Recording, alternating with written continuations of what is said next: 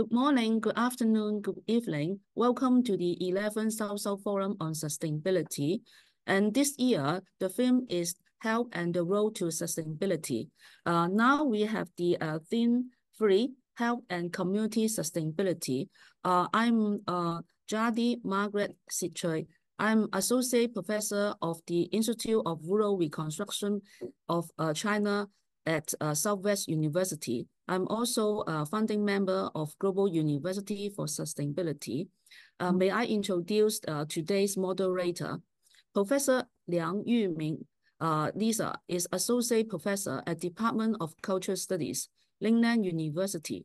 She has researched into and published extensively on the global circulation of East Asian popular culture, with the Korean wave as case studies. Another major research area is ethnic minorities discourse and multiculturalism. She has also been teaching about media and film and published in the area of television and media studies. She is currently focusing on the role of social media in social movements, establishing relationship between affordance, affect, and media spatiality. Okay, thank you very much, Professor Leung. Well, thank you very much, Xiaode, and thank you very much to the organizers for getting me on board this, and which I have learned a lot so far. And I welcome back some of those who have joined this morning's session. And for this afternoon session, we're going to continue on discussion about how we could actually maintain good community governance, how that could help us achieve community sustainability as well as human health. And I mean, this afternoon, of course, you know, we have also invited a few distinguished guests in our midst to put on the table various other issues, and drawing in from examples of other different areas, including China, of course, and then Zimbabwe, Bhutan, and also back here in Hong Kong. So I will introduce the speakers as they come along. There is a slight rearrangement in terms of the order, which I shall further explain. Because Professor Xiaode has to leave soon, so Professor Wang will come first, and then followed by Miss Tandin from Bhutan will be the second. And then the rest of the speakers, thank you for your understanding, will be joining the table further on. Just a few reminders about question and answers. We will have short question and answer session after each speaker. And then if there are other questions, we will definitely leave them, at the end, towards the end. And hopefully we have enough time for further discussion. So if you have any questions, please either post them onto the chat room. Otherwise, you can also raise your hand. Because this panel is also broadcast on 2 Chinese channels, volunteers will be collecting questions from those websites, and then the volunteers will be reading out some of the questions later. So without further ado, may I first introduce our first distinguished guest, Professor Zhang Xiaode. Professor Zhang is Deputy Director of the Ecological Civilization Research Center, Chinese Academy of Governance. Has been mainly engaging in the research of ecological civilization, ecological economy, rural civilization development. Professor is one of the earliest scholars to study ecological civilization and rural civilization in China. He is the author of The Reincarnation of Civilization, New Era of Ecological Civilization and the Revival of Chinese Civilization, The Theory of Ecological Civilization Establishment, Awakening China's Subjective Consciousness Towards Ecological Civilization, the Paradigm Revolution in Economics and Interpretation of the Chinese Patterns. Professor Zhang has also led a group of professors and PhD volunteers to complete a 3-year educational experiment on communities practicing pro-people, pro-land, and pro-nature principles. So Professor Zhang is going to enlighten us with his talk titled The Path of Education for Rural Revitalization, Experiments from Communities Practicing Pro-People, Pro-Land, and Pro-Nature Principles. Professor Zhang, please. Dear Moderator, and distinguished guests, dear participants, good afternoon. It gives me great pleasure to be invited to be with you today. So this afternoon, I will talk about rural revitalization through education, an experience from the Datong community. Well, where do I get this topic?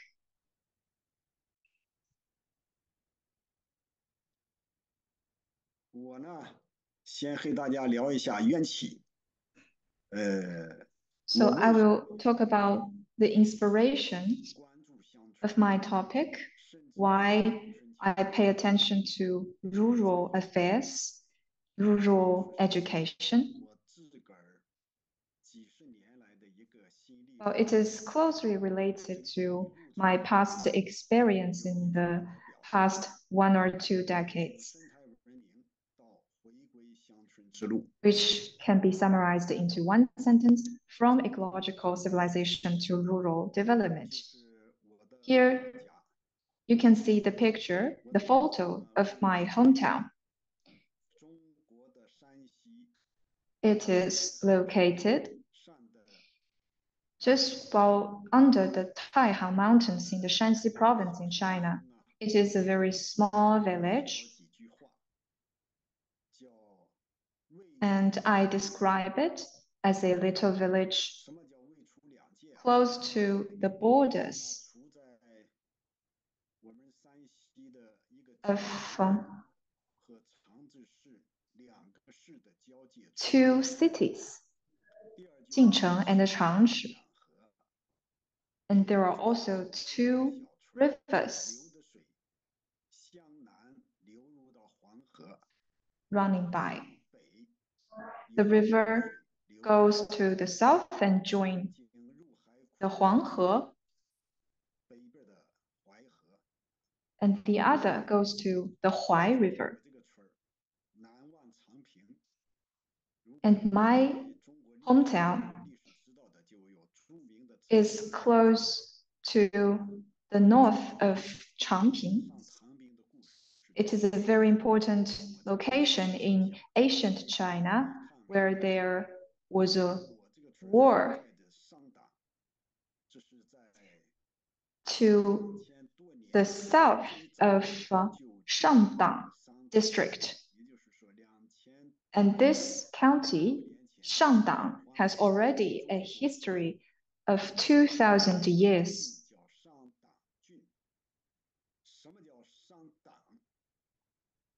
What does it mean? Shangdang. 以这个党字的汉语就是邻居，说明这个地方很高，高到什么程度呢？ It means that it is a very high place, even close to the heaven. Right on the face of my hometown. It is the hometown of Emperor Yan, who invented or who developed first agriculture.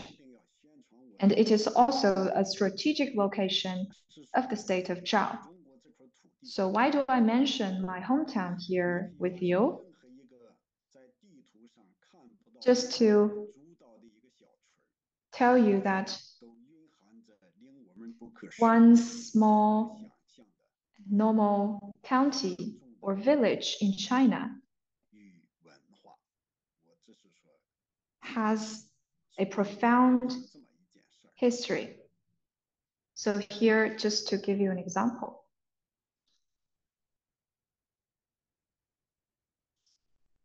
那么在这个村里边，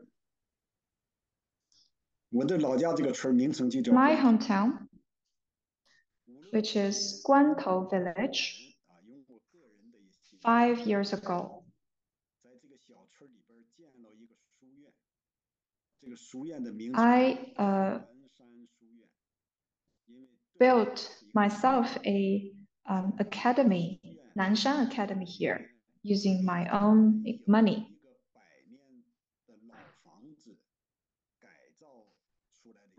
You can see here there are many old buildings, and we transformed it into a new academy. Why did I want to do this?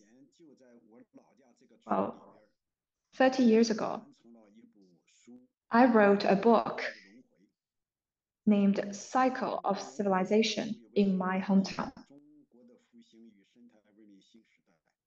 with the subtitle China's Civilizational Revitalization. In the book, I launched the idea that the 21st century would be China's civilization revitalization, which is different from the path of the West, and that is ecological revitalization.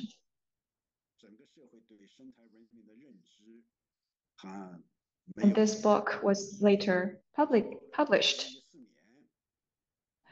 So 30 years ago, people do not have a strong awareness of the ecological civilization.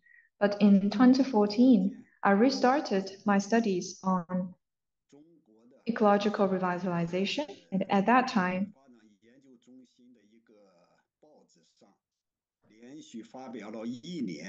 in an official newspaper,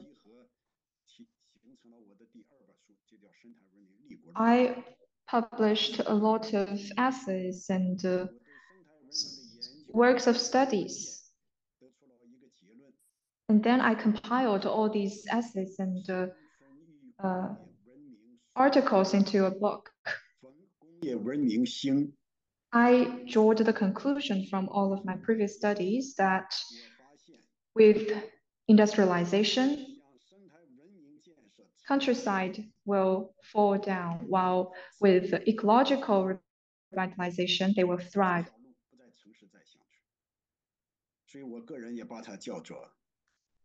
Villages or countryside, they have a lot of resources, endowment. So I think that is the third rural development, third wave of rural revitalization in China. So that is how I studied in this field, but now we are facing some challenges. The falling of rural development. In 19th National Congress, the CPC Central Committee gave priority to rural revitalization and gave a special attention to industrial development in rural areas. Well, I accept that. I accept the importance of the development of industries, but I think what goes before that, what is the most important, is the cultural revitalization. Because I think culture is the very soul of villages or rural areas. Just like a child, he or she cannot grow in an overall way if there is no cultural cultivation.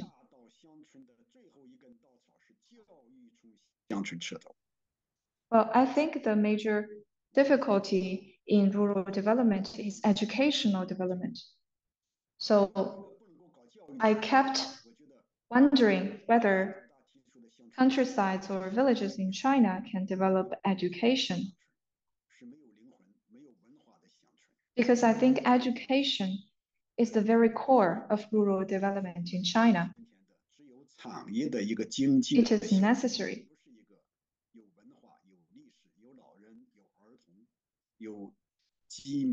to achieve an overall and a harmonious development of rural areas.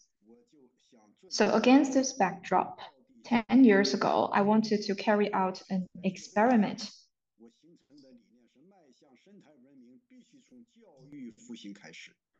So my idea was that educational development is the very first step in rural development.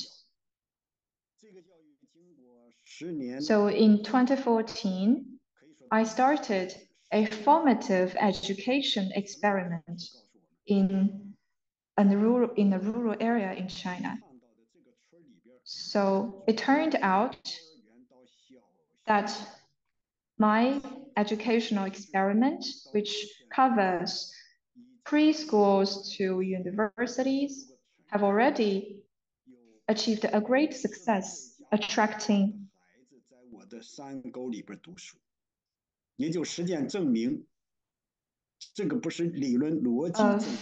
attracting children from 50 families to accept my education started or established in these rural areas. So it shows us that we can also develop high quality education in rural areas.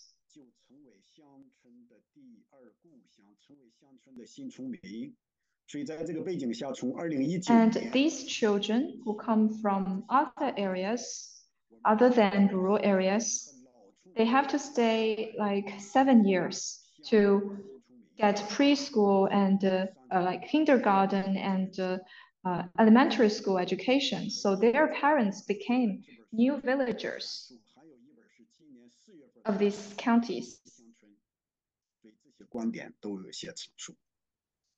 And I've concluded all of my work results in my book, which was entitled The Very Foundation of a Big State. So above, I've explained to you why I focused on rural development in past few years. So we started our phase 1 pilot project in 2014, participated by a lot of scholars, experts from big cities. And the major focus of this phase 1 project was on preschool education. And then in the second phase for elementary schools. And now we put in place an overall plan. Maybe some of you would ask, what are your specialties? What are so special about your project? Well, let's discover the answer to this question later on. First, why we have 3 focus in our education, namely family affection, homeland affection, and nature affection. But first, family affection, which focuses on establishing the bonds between children and parents. Today, the origin of all kinds of problems we have in education is that parents do not know how to bear their children and how to inherit this filial piety. and to recognize the importance of family education. So if we want to make our education better, we need to establish such family affections. Second, homeland affection. Many people are talking about a lot of Chinese, they lack of patriotism. So we are criticizing such a phenomenon, but I think it's not a personal case, it's not personal problems. It's a general problem. Villagers do not love their villages, while urban citizens do not love their cities. That is why homeland affection is very important. We must sow the seeds of patriotism.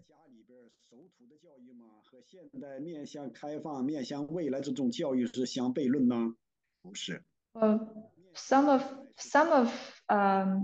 of you might ask that now we are all pursuing education of the future.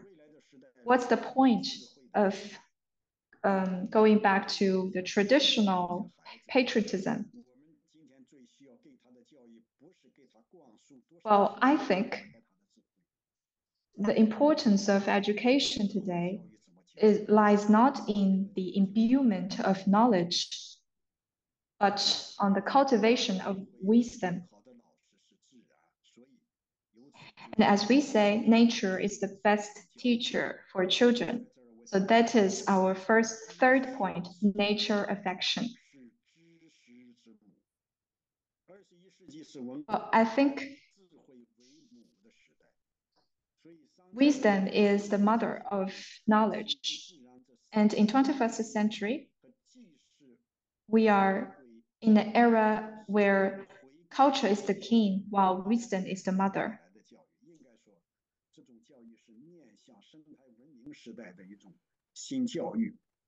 So my idea of education looks into the future, but also stay grounded in tradition.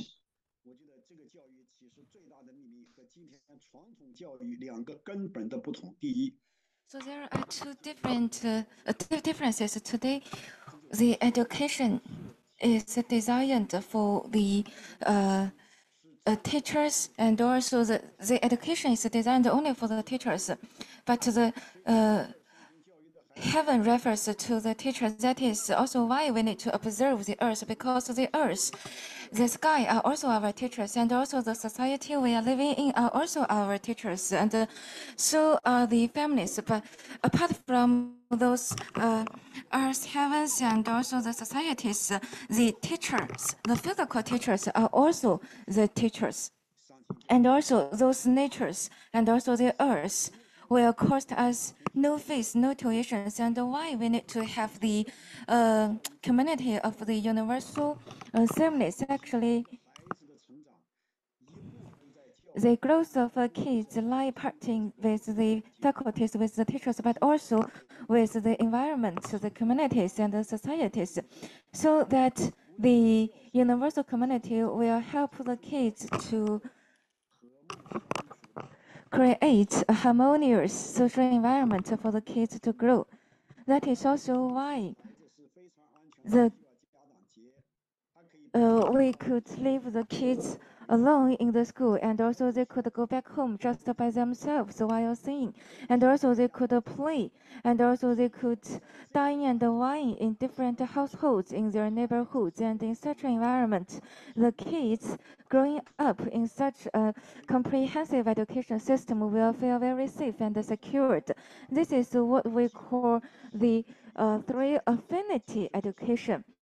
And also, this is why we need to combine the education in different forms in the society, in the nature, and also led by the physical teachers themselves. And in this scenario, you could see what is the education for the kids to enlighten them to observe the sky, to observe the nature, and help the kids to go out of the classroom and also go out of their households to appreciate the nature, to observe the nature, observe the sky, observe the earth. And also those kids will regularly go out of their households, go out of their classrooms to observe the sky, observe the nature. And also this is instructed actually by the traditional Chinese philosophy, not only to be crafted and educated from the textbooks, but also to appreciate the nature, the sky. And today, our ancestors' philosophy and wisdom should be reignited to be distilled into our education, so that we need to help our kids to observe the nature, to observe the sky, the earth. And also you could see some of those kids are kneeling on the ground to observe the sundial, so that they will know the time of different zones and also of different agriculture calendars. And also such experiments will help the kids to leave the kids in the nature environment. And also we have developed the drawing education for our kids. There is no universal standards for those painting, for those drawings, but we will help the children to grow up in the nature, to draw the nature in the nature. And also you could see the kids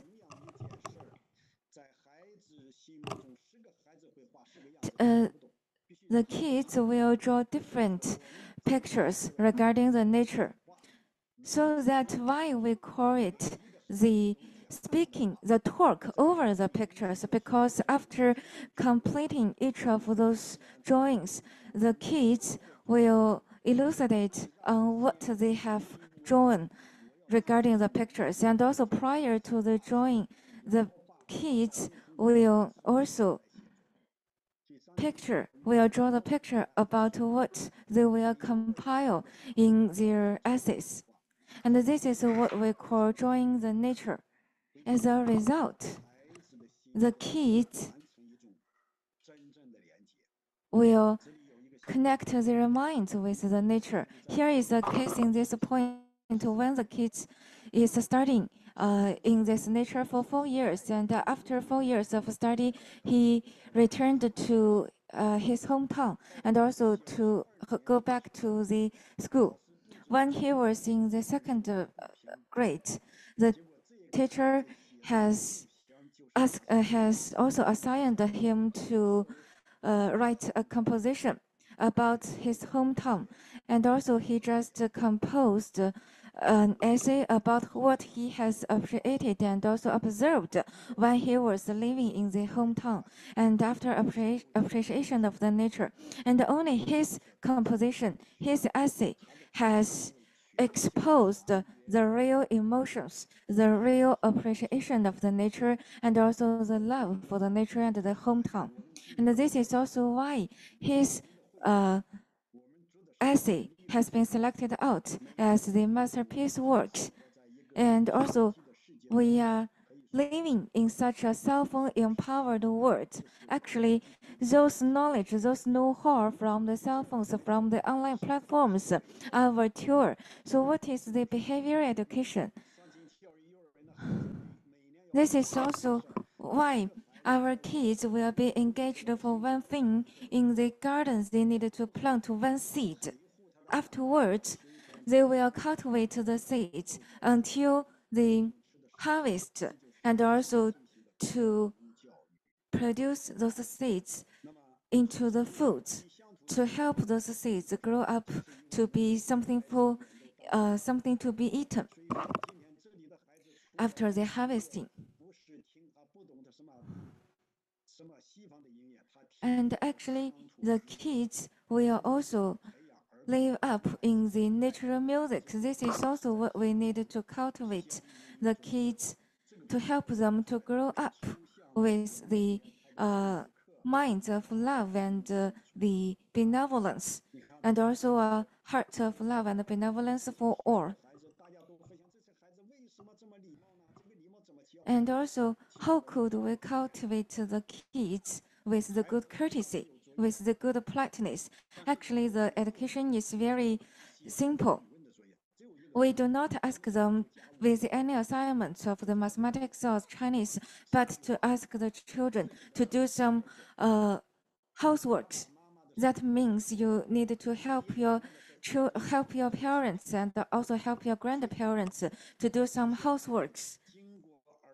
And also, after the years of such a cultivation with the behavior education, those kids could have good practice both in their behavior and also in their ethics. And this is not the innovation by us. Actually, as early as in Zhou dynasty, the royal family, the imperial family, will ask the children to sweep their house and also to have some polite response to the outside world. And also, I grew up in the rural areas. Actually, during that period, there were not so many textbooks regarding the politics, and I used to do a lot of the houseworks with my labor, to toil and foil a lot and labor a lot. And in that process of laboring, my physical labor has helped me to memorize about the life and the whole process. And also, this is what we have been educated by the life memory from your physical labor, from your toil and physical labor. And also, those kids will have the lunch at school, wherever they need to prepare the lunch by themselves. And also, even the kids at the 6th grade needs to learn how to cook for their lunch. And also, they will have very strong capability for their cooking. And also, they will know what kind of a person they need to grow up. And also, study or is the personal affairs. This is what we call the self-dependence. And also the self-determination. This is the education literacy to help the children to know what they need to be and to be self-dependent and self-determined. And this is the education in the rural area to help the children to grow up in physical labor. And also they need to study the martial arts and also the Tai Chi boxing. And also this is the graphy and calligraphy by the kids at the 5th grade. And in such a village, we have attracted many parents to take their kids here, to study here, to read here. And also this is the recipe and the self-confidence within this system. And it has evolved for decades.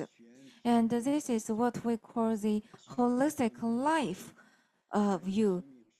That is the unity between your physical health and also your mind health.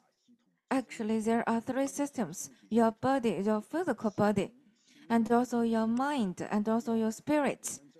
Second, we have a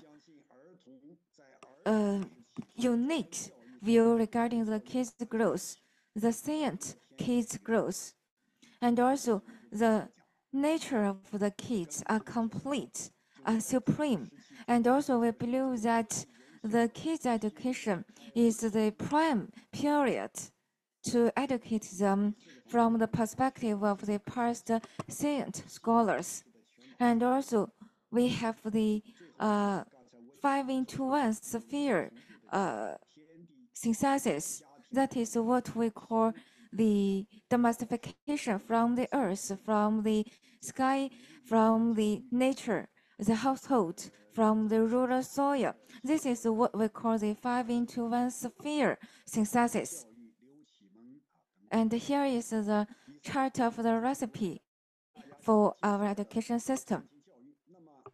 And that's all by my side regarding the 3 affinity education. And also, it has helped to establish a community life based in these 3 affinity system. And in 2019,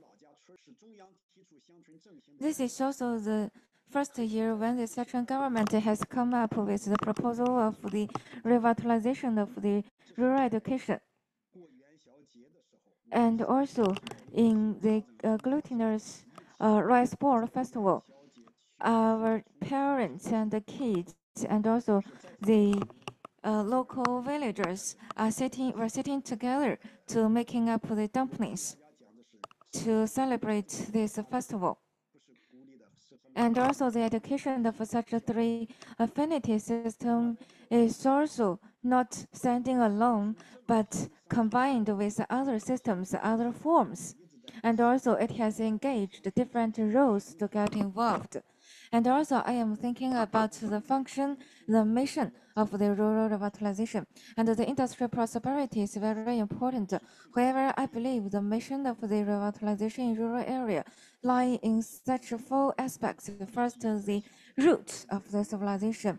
I believe the root of the civilization, not only the Chinese civilization, the culture, but I believe the root of all these civilizations should originate from the rural area, whether it is in China or in the Americas, because the evolution of the civilization started not from the industry. The industry, the economic civilization also originated from the agriculture, from the agroeconomics. And also based on that legacy, after 3,000 to 5,000 years, we have continued to develop the agriculture. This is also where we need to start to restore and reclaim the civilization from the agriculture, from the rural area. And the second, the source of life. Sometimes the food we take may also be toxic. That is also why we need to reconsider the root of the life, the source of the life. And also we need to leverage the unity of the nature, the earth, and the people and the mind to feed up, to culture, to nurture our life, and also to feed ourselves with those different feeds and fathers. And this is the source of life. And also to grow up, to feed our life, we need to take food. And the food is very important. And the third, the teacher, the apprentice of the wisdom, the nature, and also the rulers, the humans, the nature and the rulers of the law should also be unified. That is the wisdom of our apprenticeship. And also, we need to rethink about the cycle of the rural economy and also how to integrate those rural economy into the circular economy, because the source from the life from the rural area, from the agriculture, is also the origination of all the civilizations. And also the functions about the rural area. And I believe it has such 4 functions. First, it should act as the paradise for nurturing the elderly and also the kids. And also this is the farmland, the gardens for the agricultural life. This is also the garden and the paradise for enlightenment for the kids. And of course, this is also the social community for the universal publics. And also the urbanization has helped to create a lot of GDP. However, the livelihood at the bottom level has encountered many challenges, not only in China, but also the rest of the world, has witnessed a very serious challenge in the livelihoods of at the bottom level. And I believe in the future, the extraordinary economic crisis featuring by the highly development industrialization and also the livelihoods and the rural economies and the dismembership there between and the disaggregation will require us to ponder a lot in this respect.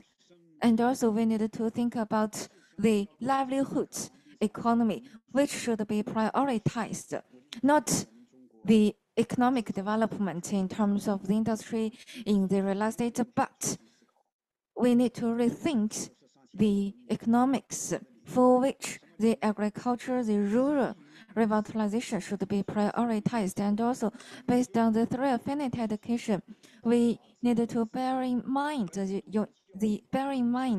the uniformity between the rules of law, the gods, and also the nature and the mind. And also the wisdom should be given full play to craft the words with the unity between the community, the nature, and the mind, and the people. And also, we need to nurture our mind, and also nurture our spirit, and also to nurture the spirit lying into the nature, and also to nurture our life, require the earth, the nature. That is also why we need to establish the uniformity to empower the socialism with the mind to benefit all, to benefit the well-being for all. And this is also the connotation of the three affinity education. And also for our kids, not only to educate the kids, but also all the Chinese people, or to be more broadly, all the modern people after the industrialization should finish such three connections. That is the connection between the people and the affinity, and also the connection between the rural area and the nature. And this is the concept about the community life. I'd like to go through it briefly.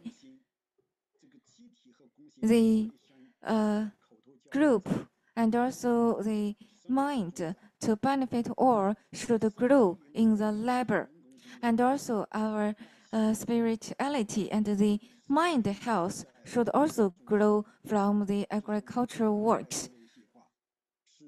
And also the earth is the parent of our life, while the civic mind is the source of our well-being and also and to benefit others, to exercise with the altruism is the root of our happiness. And also to constantly labor will respond and correspond to the earth, to the nature. And also we have 5 new lifestyles, and it's summed up into such 5 blessings. The blessing from the nature to harmonize the nature and the people, and also the blessing from the longevity, the life of Zen in response and correspond to the rule of law, and also the blessing from the ethics and also from the virtue. This is also the benefit from exercise with kindness every day. And also we need to cherish those blessings, which will in return benefit us further. And also this is the one-day life to exercise with some specific conduct from morning to the evening. From morning, we need to wake up with the sunrise, and also to synchronize our spirit with the sunrise. And also, we need to wake up early. And also, we need to exercise with the Tai Chi boxing to follow the nature of the the rules of law, and also we need to update ourselves every day with our physical labor in the morning. And also we need to cultivate our mind with the ingenuity to nurture our mind with different calligraphies and also the martial arts. And also, apart from that, we need to go through the classical collections to nurture our spirit. And rather than to read through the cell phones, but to purify our minds from different classical collections. And also every week we need to have at least one meditation and also one wine and dine together to have some exchange of ideas and meditation. And this is such a scenario for which we are nurturing for our parents. And we are sitting together to exchange ideas further. And this is what we call how to nurture happiness. And also this is some different activities. We are growing up together. And also the parents will organize together every week, every month. I may not be there, but even virtually, I will chat with those villagers and also to exercise and read together with those parents at least once per week. And also in spring, we need to organize our parents and the kids to pay tribute and sacrifice to the gods. And also together with our kids, we have a 10-day physical labor, collective physical labor for the harvest. And also in winter, we will have a 10-day closed door exercise and meditation. And this is some different activities like harvest in autumn, and also the plantation and the farming in spring. And also plowing the land. And this is some different corns, like the production and the plantation of the maize and the corn and the organic materials have been crafted and developed into different handcraftsmanships and also crafted into different foods and sold in the shopping malls. And some online platforms is also available. And also when to plow and plant. And this is the collective shopping stores, sales stores. This is what we call the simplified way of life. And also we will have a very simple way of life to exercise with only the minimal necessities, and for which we will trade off with each other with different commodities. And also we have invited some scholars and calligraphers to get involved into different fairs. And also we would ask our kids and the parents to labor together for the making of some handmade gifts like the bags or the clothings. And also we will use the organic materials rather than some other dyeing materials. Actually, such handmade clothing are very healthy for us. And also, we care a lot for the elderly. And that's all by my side regarding the 3 affinity education and the community.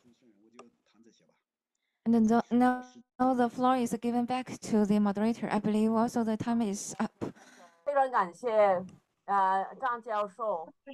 Thank you very much, Professor Zhang. Thank you for your insightful shares. And you've reminded us that we need to go back to the roots.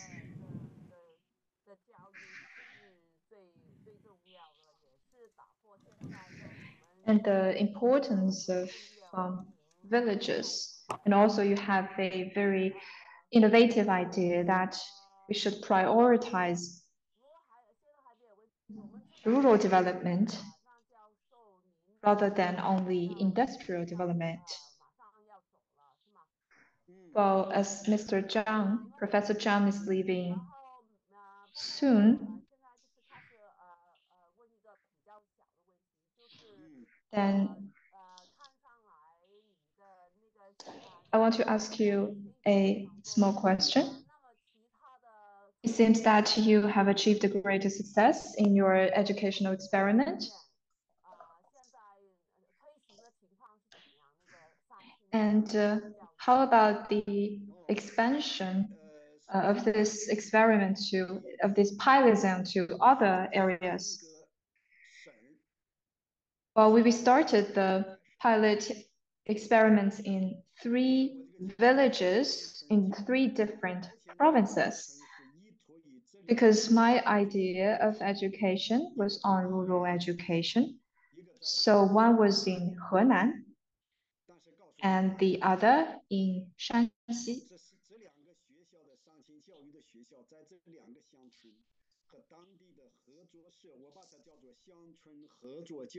So the pilot education project was named Rural Cooperation Education. But now, due to various reasons, we do not continue our experiments. There were a lot of difficulties. And nationwide, many different regions and areas have followed our steps and also innovated their educational paradigm.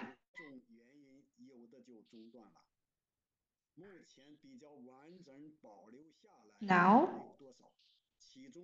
there are just a few examples which continue to be operated, and the system in my hometown is one of the examples. Well, I'll give you some reasons. It's rather simple to develop economy or industries in rural areas, but it is rather difficult to develop education.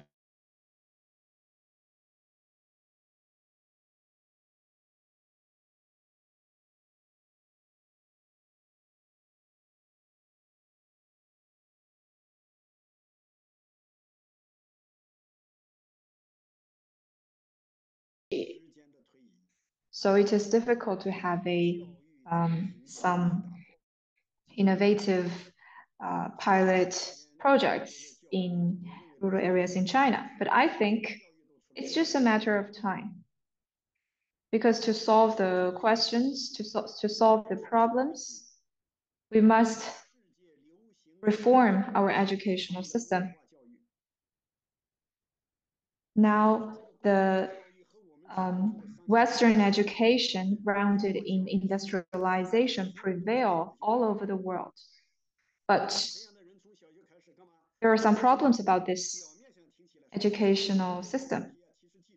Oh, on surface, these educations operate just well because, you know, these graduates can find jobs after their graduation. But I think in roots, in terms of cultural cultivation, in terms of overall development of people, there are some problems because we cannot materialize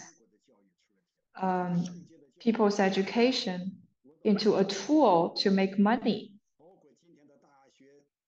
So I think not only in China, but also in all countries in the world, we need to solve the problems in educational system. So we must carry out reforms. Well, due to time limit, we have only time for 2 other questions. First,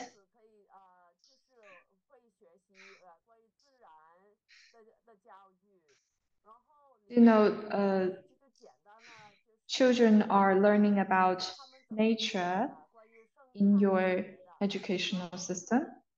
And can you elaborate more on how they can learn about ecology? And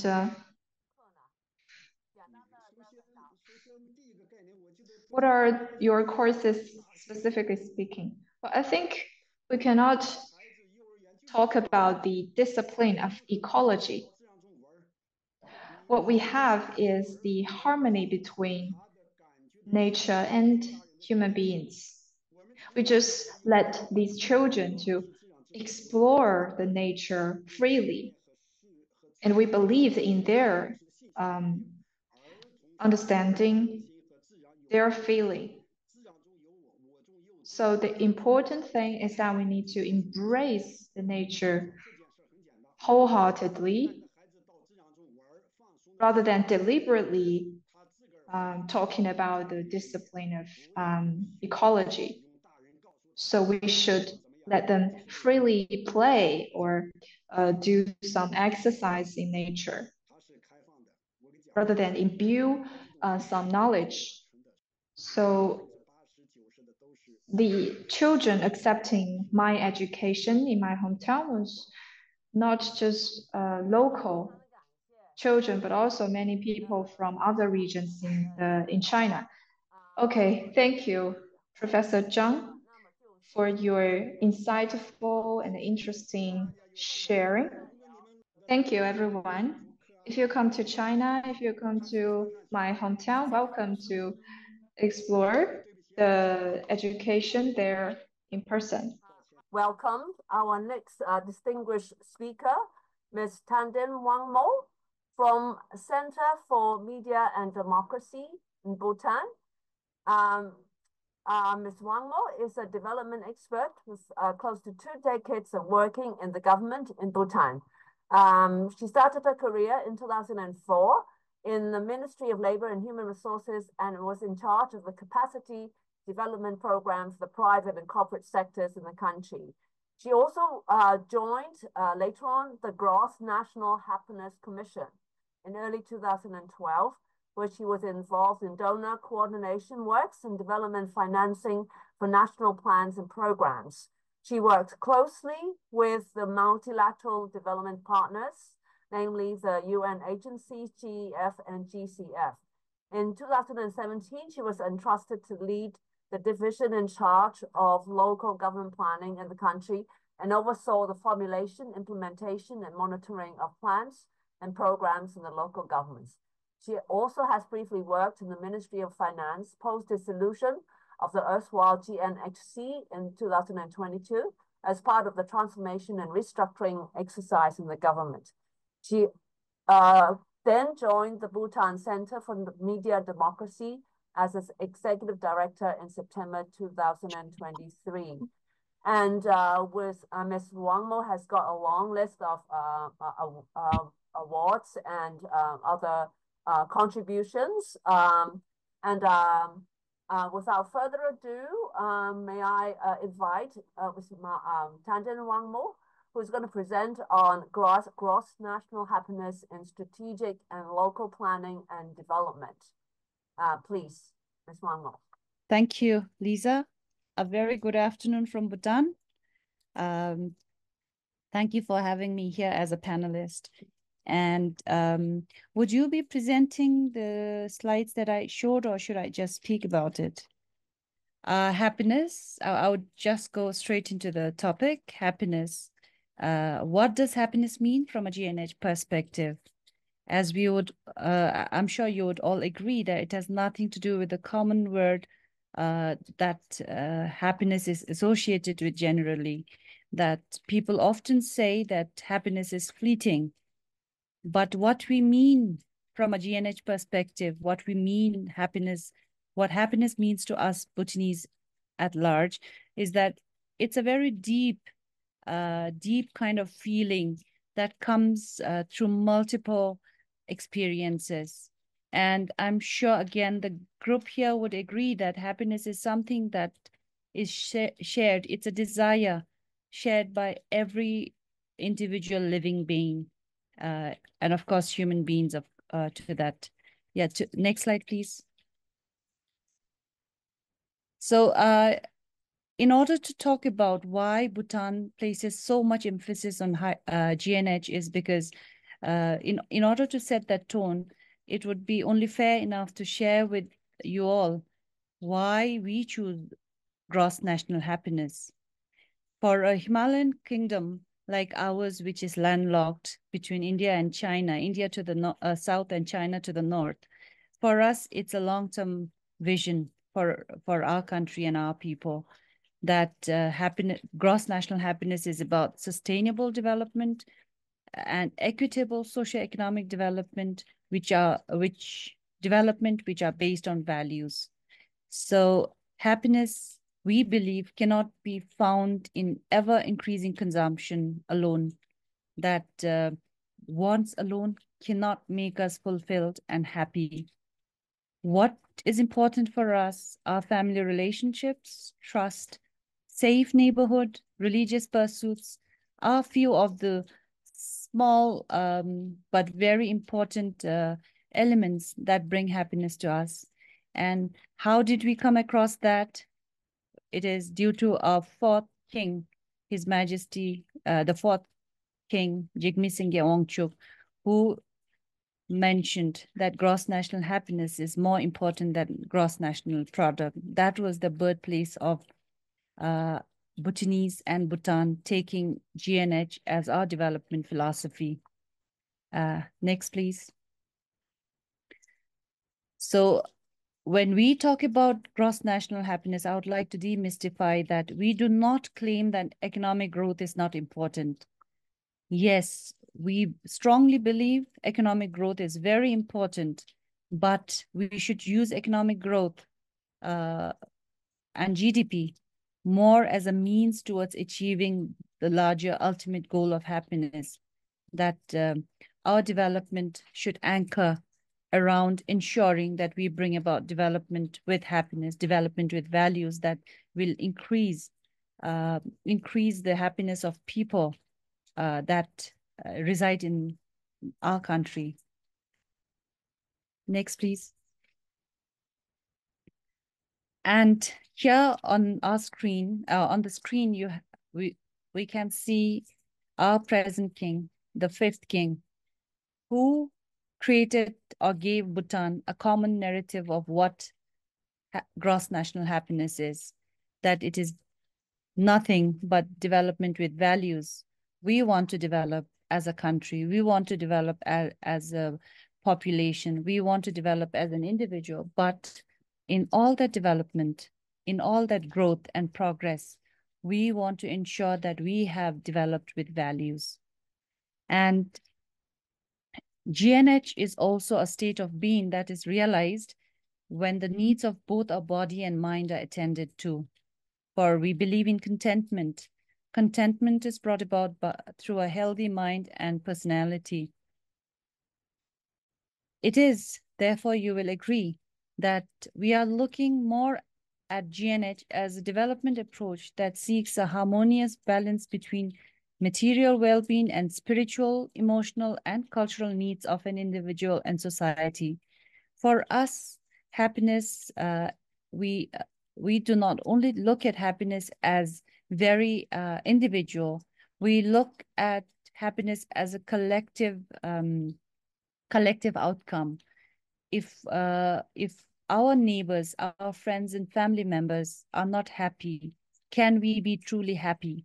So that is where we place a lot of emphasis in terms of happiness for society, not at an individual level. Next, please. Why do we say, why did we choose GNH? As mentioned, it was the fourth king of Bhutan. You can see his picture here. Why for Bhutan we say GNH is because Bhutan entered the development sphere, we were isolated till about the 1950s and 60s. And for us, as silent a country as we were, we observed the world around us that measured progress and growth on GDP. We saw, our monarch saw that gross domestic product excluded many aspects that really mattered to people and well-being of people and communities. So we saw that countries became rich, but that did not ensure that people were equally happy. Countries we saw were challenged with distinct losing out on ensuring or kind of maintaining their identity, their cultures, their spirituality, environment, happiness of family time. There were many things that we saw were missing in the traditional, the conventional measure of progress and growth. And it was thought that happiness must be the ultimate desire, that when we pursue happiness as a government, the government, and as a development philosophy, we should ensure that enabling conditions are put in place for happiness, to bring about happiness of people. Next, please. As mentioned earlier, when we say development, gross national happiness, development in an inclusive manner that not only thinks about development for the present generation, growth and wealth for present generation, but also about the future generation. So with that, we come to think about sustainable development. Can we sustain intergenerational development for our future as well? As we grow, are we taking away the future of our generations ahead of us? And it's a development we talk about being mindful of other societies. It's not only about Bhutan developing on its own alone, but do other countries develop equally? We try to be very inclusive and very mindful of these growth approaches. And what does we believe that what we do within our country can have a negative impact on elsewhere. Of course, if we were to set up a very polluting kind of industry in Bhutan, we are very small area-wise, so perhaps the impact may not be felt that large, but we are still mindful that what we do here, as far as possible, we try to do things well. Next, please. And this was the first Prime Minister of the country, where he said that the role of government in a GNH state, what does it mean? That the government has to ensure and enabling conditions so that every citizen can pursue happiness in a safe and secure environment. So these are how we have embarked on our GNH journey since we conceptualized it and we took it as a development philosophy for the country. Next, please. So these, in gist, I've shown it as enabling conditions. We talk about GNH pillars. There are 4, as you can see. We have sustainable development, sustainable and equitable socioeconomic development as the first pillar with its indicators listed underneath, where we talk about poverty reduction, universal primary enrollment, free health, land redistribution reforms, rapid infrastructure, rural infrastructure development.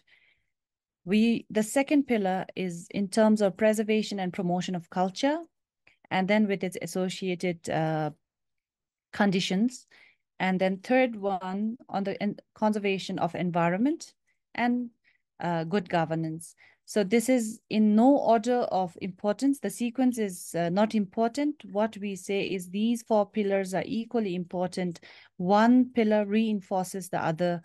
And overall, I think we also keep our focus on ensuring or reminding ourselves that in order for us to achieve these conditions, we also need to ensure that good governance structures and processes, as well as practices, are in place. Next, please. So talking about GNH index, GNH is measured. Frankly speaking, gross national happiness was perhaps never meant to be measured, but living in a very global kind of context, global setting, when asked about GNH, we also needed to have some metrics to show how it is to be measured. So this is basically, I think, as a global kind of presence in this world, we also needed to conform to certain requirements from the international community or the global world, where the question about how do we measure GNH. So the GNH index was developed following that, and I'll come to it later as to who does the work on GNH index. So the GNH index is comprised of, as mentioned earlier, the 4 domains, and the 4 domains are further 4 pillars. Underneath the 4 pillars, we have the 9 domains, which you can see on the screen. And here we have especially the ones in blue, in the blue circles. These are more conventional indicators. What are unconventional indicators that we use as metrics for measuring GNH are time use. How do we use time? Work, leisure, and sleep. Do we have balance between work time and leisure time and sleep time? Because these are important for mental health and well-being. If we work all the time and we have no time for our family, we have no time to take care of our health, we have no proper time to sleep, I think these are also seen to be affecting our well-being. And in terms of, then the second one is we have cultural diversity and resilience. Generally, in terms of cultural diversity and resilience, the conventional way of measuring things do not, we understand, do not look at cultural diversity, but under GNH, as under the GNH domains, we also take cognizance of how do we take care of native languages spoken? How do we ensure that people participate and keep their culture alive? What are the traditional arts and craft skills that could be kept alive, not for profit purpose alone, but for understanding our own roots? Where do we come from?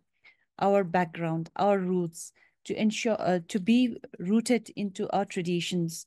And Driglam Namja is a code of etiquette that it's a Bhutanese word. It's a code of etiquette, and these are some of the criteria or indicators that we look at under this particular domain. Then the third unconventional indicator is in terms of community vitality. Basically meaning, do we feel and are we mindful of, and are we do we care about our neighbors? For instance, if for a cause or for somebody requiring any support, do we donate? Do we help our neighbors? Do we keep in touch with our family, with the community? Because very often and especially in today's world where we are digitally connected, but I think emotionally disconnected or distanced, I think we are also going through very vulnerable times where we do not have the safety of family, friends, because all of us are constantly trying to make ends meet, running from pillar to post in really and we forget to keep in touch. We forget relationships. We forget that human beings are social animals, that we need each other to feel well, to feel happy, to feel included. Last but not the least, the unconventional indicator we have is psychological well-being. Are we satisfied with life?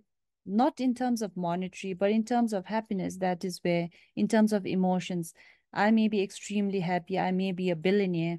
I might be able to travel to the moon, but have I spent a meaningful time with my family, with my aging parents, with my spouse, with my children, with my family and friends? These are some relations which actually bring out positivity in our life, which keeps us grounded and which gives us that which keeps us grateful and gives us the comfort and the strength to move on in life. And of course, spirituality, that also helps us with controlling or managing our negative emotions. So we do not say negative emotions are bad, but I think it's about how do we have the psychological, the support that would support system that would give us the psychological kind of safety net in order to overcome these negative emotions or hard times. Because these, we believe, are factors which affect our mental well-being. So next, please. And just to in terms of, I have spoken about GNH in strategic and local planning.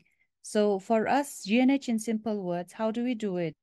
We, as a purpose of a development, we look at it as a holistic development. Why do we say holistic development? It's because for us to grow, we keep a focus on the aspiration of our people and citizens.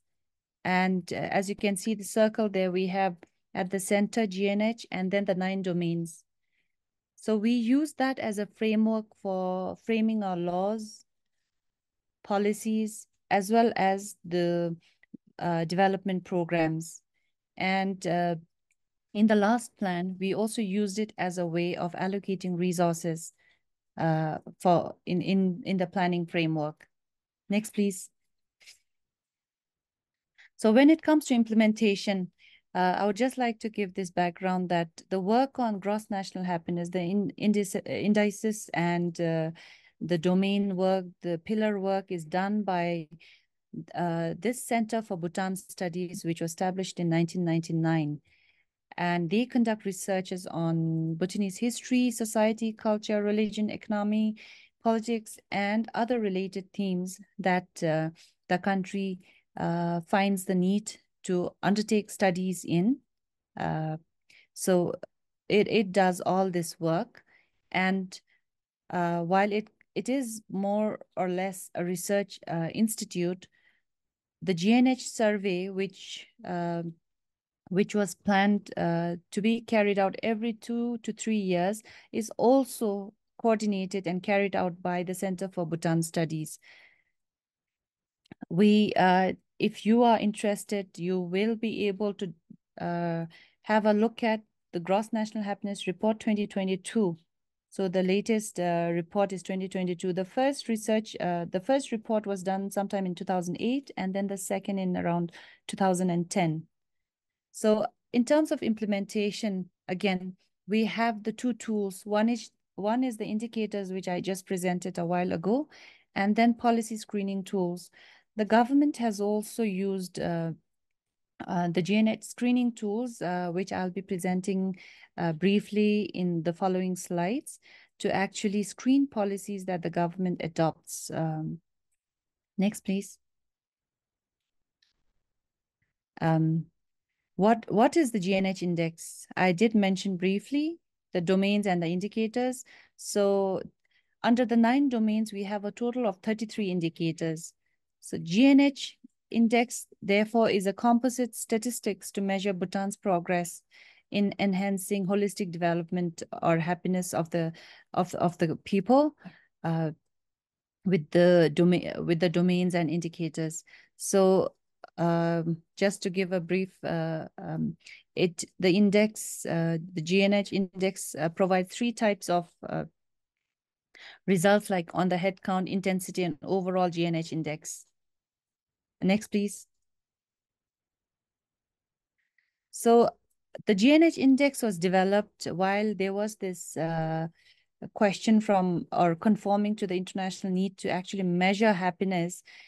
For us, how do we use the GNH index? Its domains and indicators are used in Bhutan's development, such as drawing attention to areas that need more focus, as well as, as simple things as like resource allocation for the planned activities and programs. Next, please. So the GNH approach does not undermine citizens' material needs. Very often people call Bhutan, Bhutan the happiest country. I would just like to clarify here that we do not claim ourselves to be the happiest country. Neither do we claim that, for us only happiness is important, money is not important. What we mean by GNH and adopting GNH approach for our development is that while we pursue all forms of development, material, like monetary, as well as all the comforts that all other countries pursue, we want to keep happiness as the ultimate goal, that we should consciously, as a government, as a development philosophy, attempt to look at any kind of interventions that we make in such a way that it benefits people. It's not perfect, but our intentions are perfect. We want our citizens to be happy. We want our citizens to be healthy. We don't want, as far as possible, we do not want citizens to be depressed, go through depression, through all the development costs that many other developed countries face in today's world. We are also struggling with managing development and managing development and our spiritual existence. So when we through the GNH approach, we look at demographics, we look at the agricultural, urban, and industrial growth, and we also understand that all these do come at an ecological or at other costs. There are development costs, cultural erosions. We have difficulty where our children would rather speak English than our own language. So we are trying to grapple with all these development challenges that has come about. Because we have been pursuing a more balanced, or we have been targeting to balance the 4 pillars. To this day, the Constitution actually requires to have 60% forest coverage for all times to come. And at this point in time, our forest coverage is close to about 80%, and out of which almost 50% of the territory is protected as national parks. That gives protection of animals, biodiversity, plants, flora and fauna, basically. So these are our small attempts. We do not know how much impact we can make as a country on the global level, but what we can commit is that we will do our part, we will do our best. So the next 2 slides could be, next please, yeah. And just to show like how are the GNH indicators used. Here, this is a picture of, this is a popular mythological kind of picture that we use. These are called the 4 harmonious friends. We have the elephant, the monkey, the hare, and the bird. And then behind that, you see a tree. So the story goes that the 4 animals actually, the bird plants the seed of the tree. The animals then together, they nurture the tree. So these are very strong symbolic kind of paintings which we use traditionally in our pictures as well. And I just put it here just to set the context again as to how we use the GNH indicators. Next, please. So for instance, psychological well-being. When we talk about psychological well-being, what are the indicators we look at? Life satisfaction, emotions, both positive and negative, as well as spirituality. Next, please. So looking at the spiritual index, what you see here, this is an old data. I could not look at the new one in the because I was heavily engaged with prior commitments. So I'm just using this as an example as to how we actually use the GNH indicators in our planning. For instance, psychological well-being, we look at, okay, frequency of prayers, meditation, and karma is the law of cause and effect we believe in.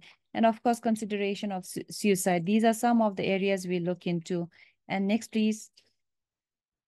This is looked at in a school setting. Example, how GNH index helped identify a key shortcoming in the school education system. When the first GNH indicator survey came out, it was noted that the previous slide was some findings from the first GNH survey, and it was quite clear that there were children and students in schools were not getting wholesome education using the conventional parameters. So using the GNH index parameter, what we focused on was also in terms of the psychological well-being of children. For instance, the frequency of meditation. So these findings, then how was it translated or operationalized in the plan? Meditation was introduced in schools. And when we say meditation, it is not a Buddhist approach to meditation. It is more of a mindfulness practice of to practice meditation so that you take account of yourself, how you're feeling, you take care of yourself, you are mindful and you're aware of your surroundings. So this was something that was introduced. Next, please. Next, please. Yes. So for instance, how often do you practice meditation? When this was done, the first survey in 2008 showed like only about 9% meditated sometimes, whereas 90%, over 90% never meditated. So there was, after the introduction of the meditation in schools, when the next survey in 2010 was conducted, the figures actually speak for itself. It did make a difference. Meditation allows people to calm oneself, as you would all know. Next, please. So this is the next few slides I'll be presenting in terms of how GNH policy screening tool is used by the government in screening policies. Next, please. So the objective of the GNH policy screening tool is that the effort is made to actually assess policies and projects through a GNH lens, that our policies are also more holistic in approach and that it is inclusive and looks into intergenerational equity. What happened, what was done was using the four pillars, the domains and the indicators, the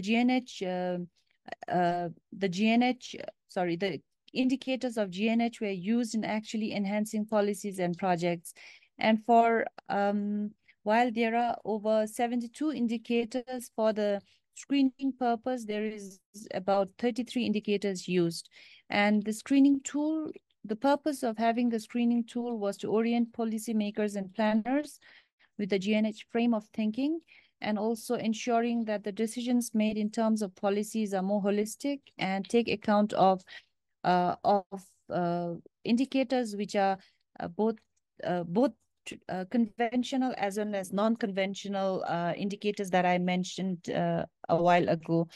So I'm presenting this as it is, but as I speak, the government is currently looking at the relevancy and if need be, if required, even revision of the screening tools.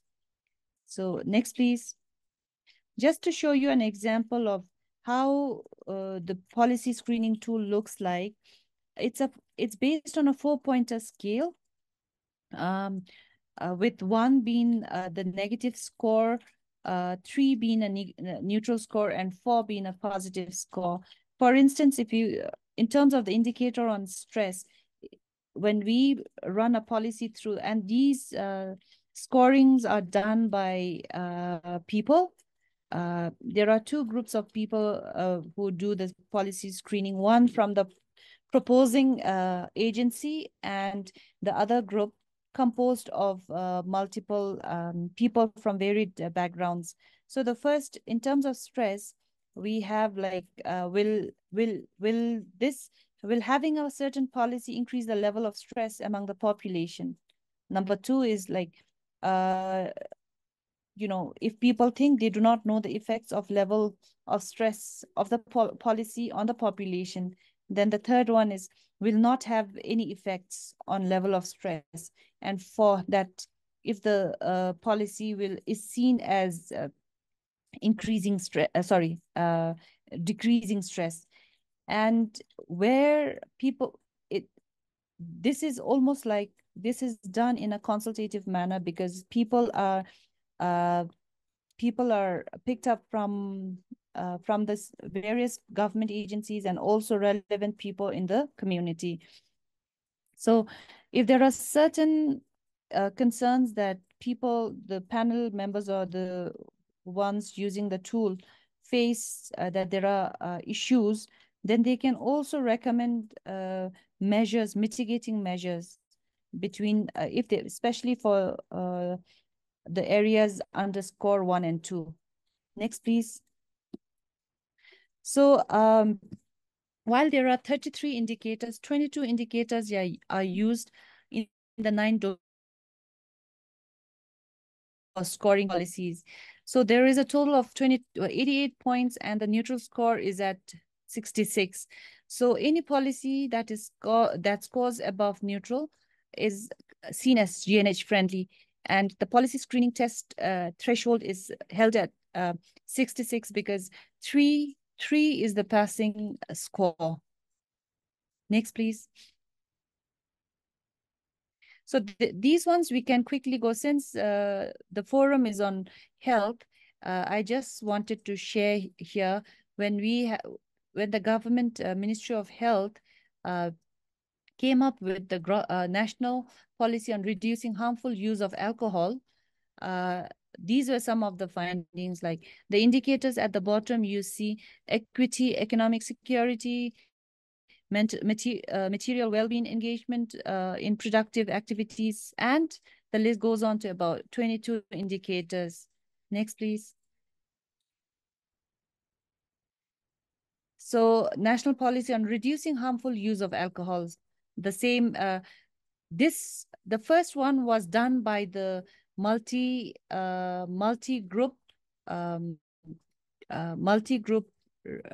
panel members who review the policy.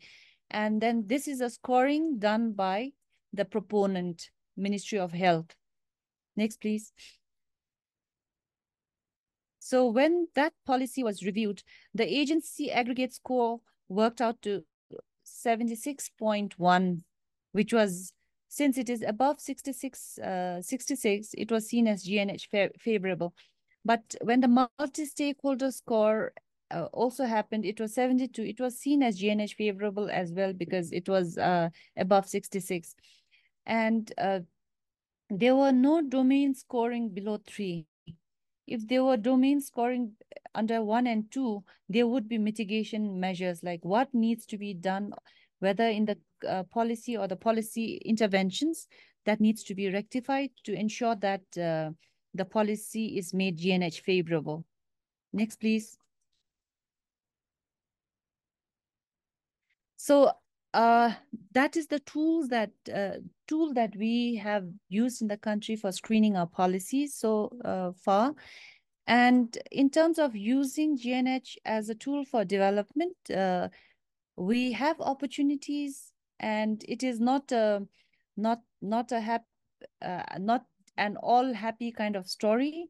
There are opportunities that we look at in terms of GNH indicators making a public policy making framework more holistic and complete, because it takes into account the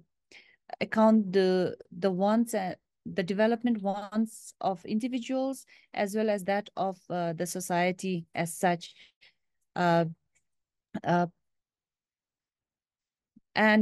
Because it is very comprehensive, a better measure of progress, we see that it's a better measure of progress, and this would ensure the development means we grow economically as well as we are able to attain our targets. Please read MDGs as SDGs, like even our commitment to the Sustainable Development Goals. So for Bhutan, the Sustainable Development Goals are something very personal as well, because Bhutan in 2012 heavily lobbied to bring the global focus on well-being of people. That's why SDGs, we feel, are very aligned, closely aligned to the gross national happiness indicators and goals. But while we have these opportunities, we enjoy these opportunities of operationalizing GNH and making things better, we also concede that it's a work in progress, that the indicators and the domains that we have would need to be reviewed time and again from time to time, so that we can improve it and also improve its use to inform decisions. And as you would agree, because of the complexity of especially the unconventional domains and the indicators, measuring it also becomes very challenging. Next, please. With this, I come to the end of the presentation. What I would like to leave the group here is that when we say GNH, we are not devaluing the importance of economic growth, but what we are emphasizing is that we want growth, and GNH is about development with values. We want to develop, but we want to develop in a holistic and meaningful manner. So what are the four pillars? Sustainable and equitable socioeconomic development, promotion and preservation of our culture, conservation of environment, and good governance. So that would be it. I'll leave my presentation here. Yes, please. Thank you. Kadinche. Thank you so much, Ms. Wangmo. This is a very comprehensive and yet profound sharing, and we have all heard about gross national happiness, and have always been fascinated by this, and how what you presented actually presents a very holistic way of thinking about what constitutes happiness, and how the state plays a very active role in it. So thank you so much, Ms. Wangmo, and we're mindful also that you actually you have to get out of the meeting to give your sharing to us. So thank you so very much about this.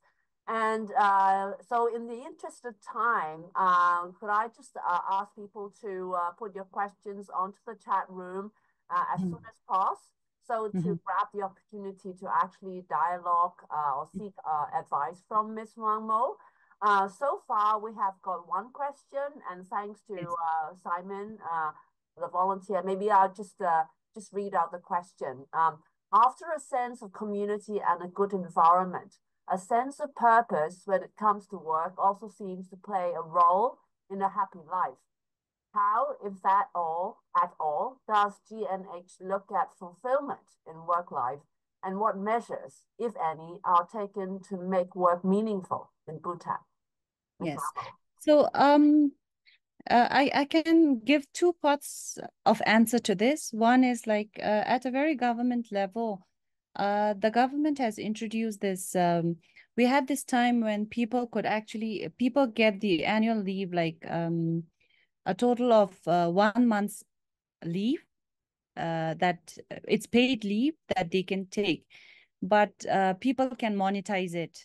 And instead of taking leave, they can monetize. So of late, the government, what it has done is that people would have to compulsorily take 3 weeks of leave in a year.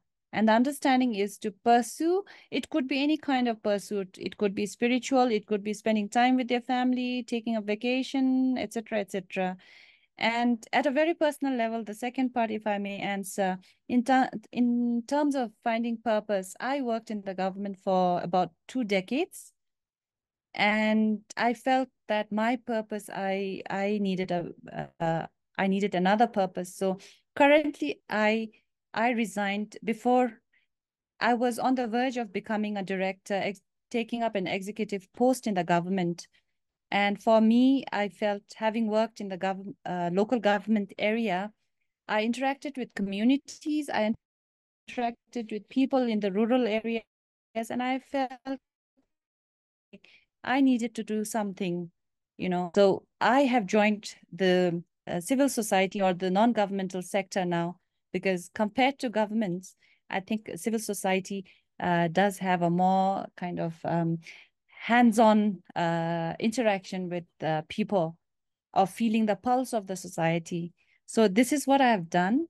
And I would say I was happy before serving the government because I was able to influence policies and all. But right now I'm happier because I think I'm on the side of the people to actually take things forward from there.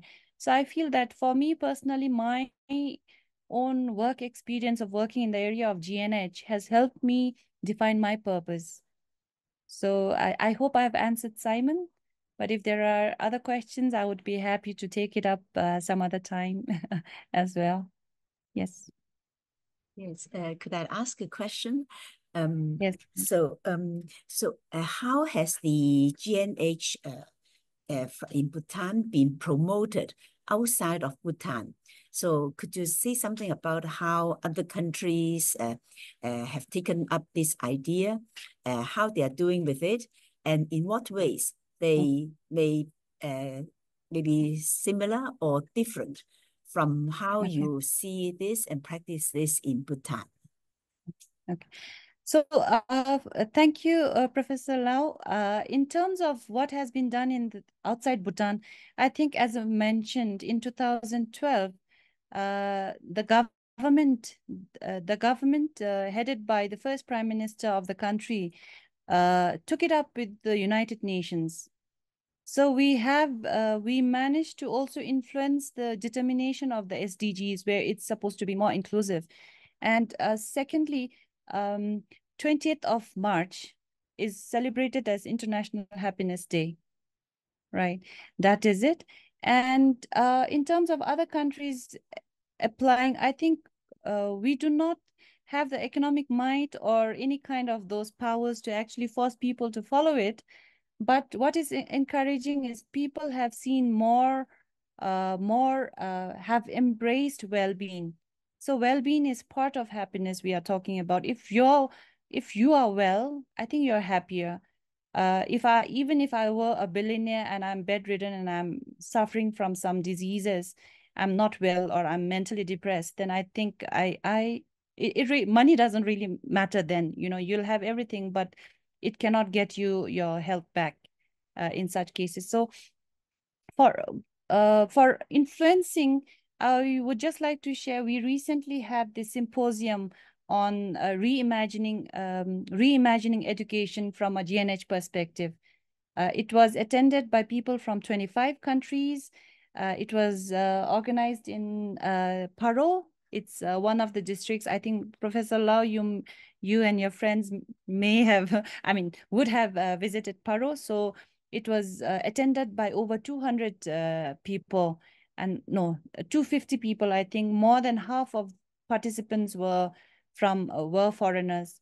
So I think these are small ways which we triggered a bit, and then I think the global community. So I think it is, for me, how I see it is, it's not happiness for Bhutan alone, but it is also happiness and well-being for the world, and for those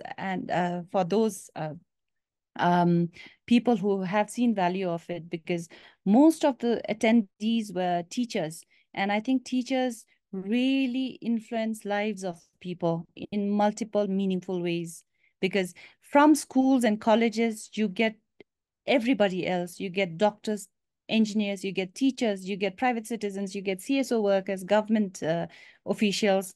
Everybody goes through that. It's a product of the education system. And I feel, I confidently can say that I think that's a very strong influence that GNH has shown in this world. Yes, thank you. Yes.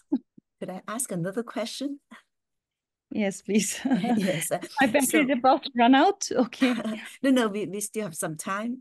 So we know that that it doesn't just come like that, because everything has its historical and cultural contexts. So in what ways do you think the Buddhist traditions have been kept in the promotion of the GNH?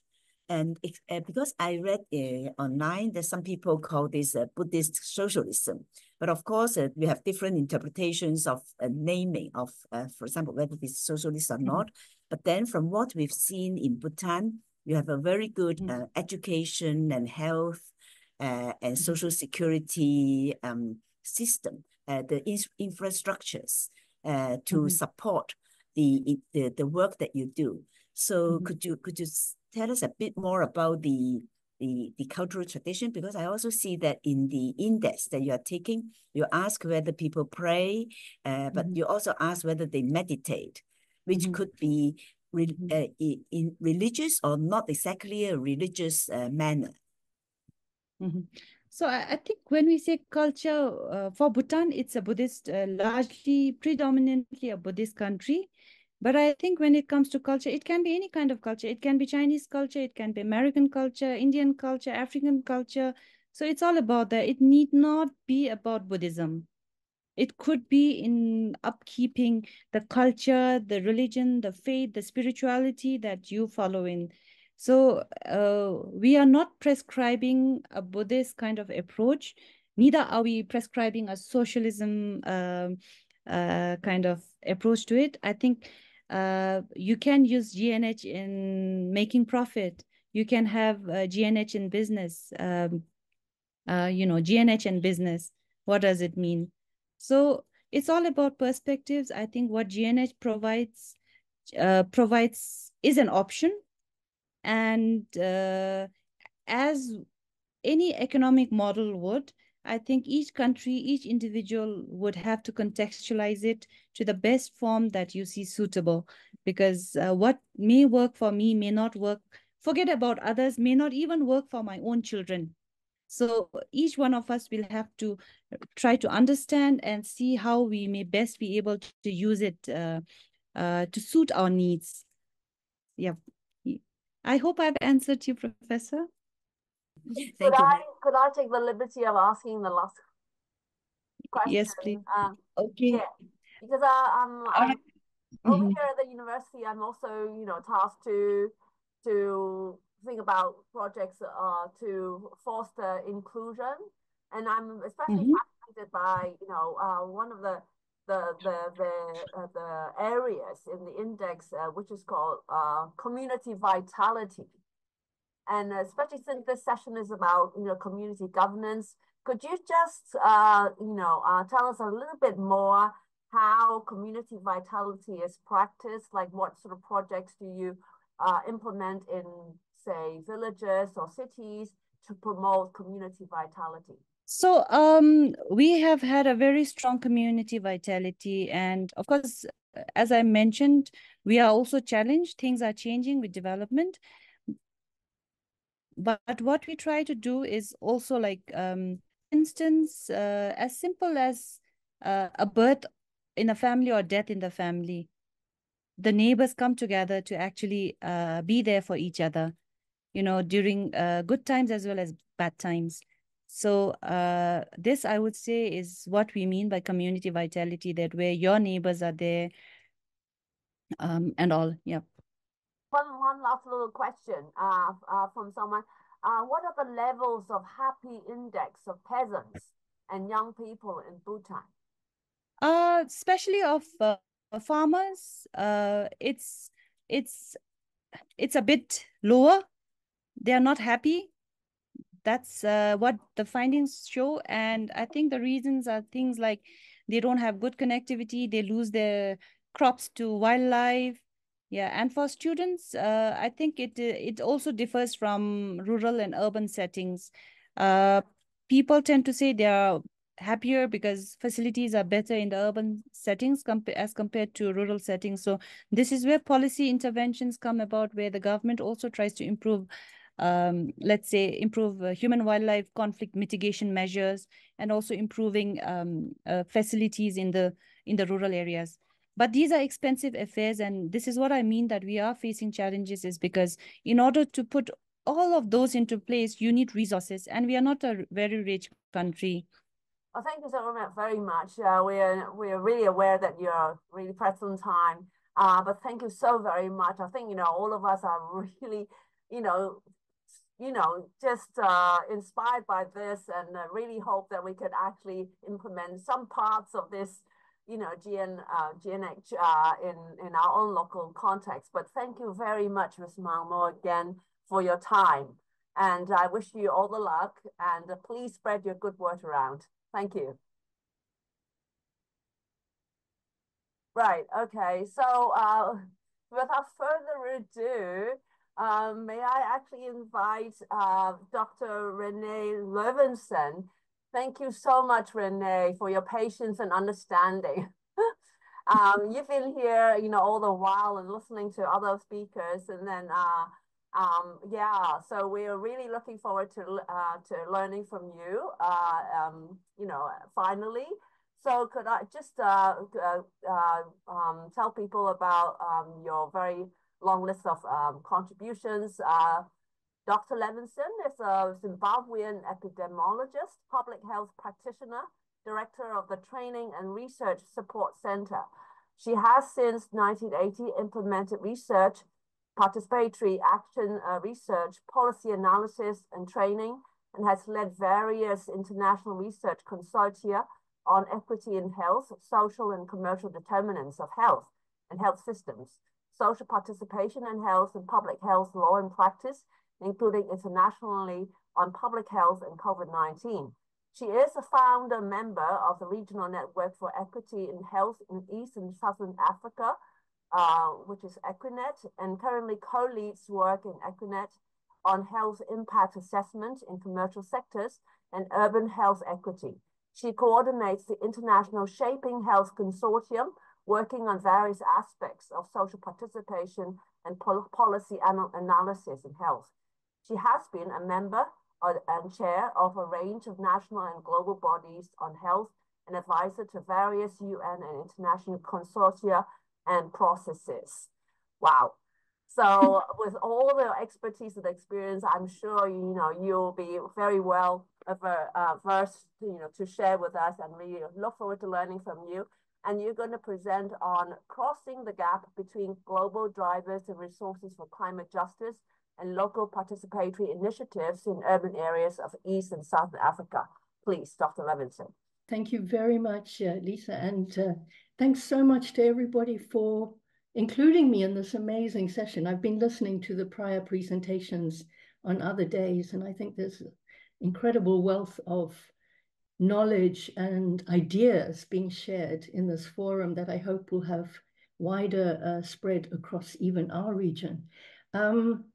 So just to say that I am a Zimbabwean, I'm not representing the whole of Africa. Africa is a very diverse and multi-country context with very different cultures and languages and colonial experiences and post-colonial experiences. My main work has been in East and Southern Africa. And so I'm going to be rather reflecting from that. And I will share screen if it's okay and show a PowerPoint to help me give you some of the visuals of what I'm talking about. So yeah, as you mentioned, I'm going to talk about the issue of crossing the gap between global drivers and resources for climate justice and participatory holistic urban health approaches. And it's been fascinating to me about the discussions on Chinese ecological civilization that I've heard in prior presentations. And it seems like many of them have been focusing a lot on the rural areas. What I guess my lens is going to contribute a little bit about what it also means for transforming urban areas, because I think an ecological civilization can't leave urban areas in the current mode of development intact. But of course, I'm going to talk about it from the lens of our experience in East and Southern Africa. And just to say a little bit about Equinet, because a lot of the information draws from regional experiences in Equinet. So we are a network of professionals, unions, civil society, state officials, parliament, people from parliament, researchers, academic institutions in 17 countries in East and Southern Africa.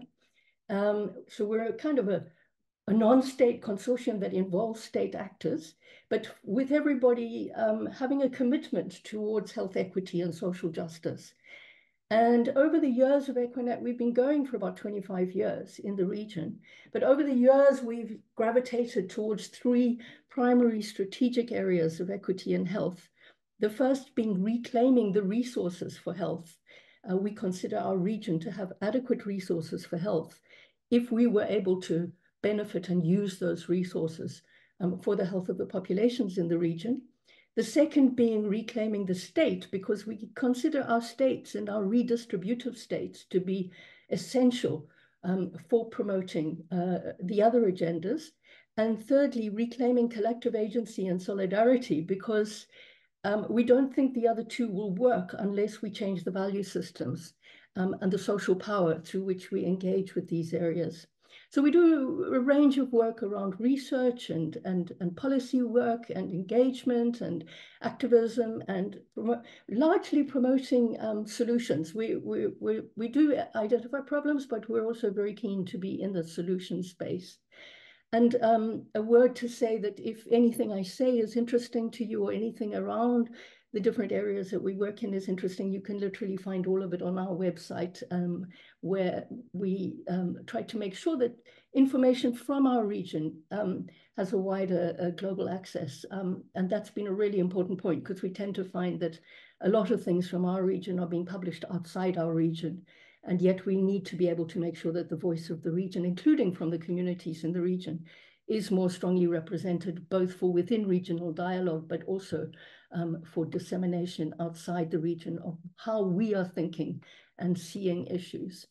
So in this conversation this afternoon for you in Hong Kong, for me in the morning, I will be talking a little bit about the global and regional context of climate injustice and health inequity as the kind of context that we are operating in and promoting a more propositional approach to.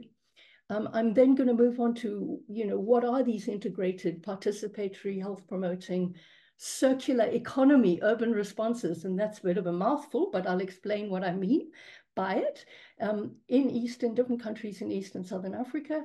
And then I'm going to raise some issues about what that means about crossing this, what we consider to be quite a wide divide between global responses and what is going on within local areas for an equitable response to climate justice and health equity.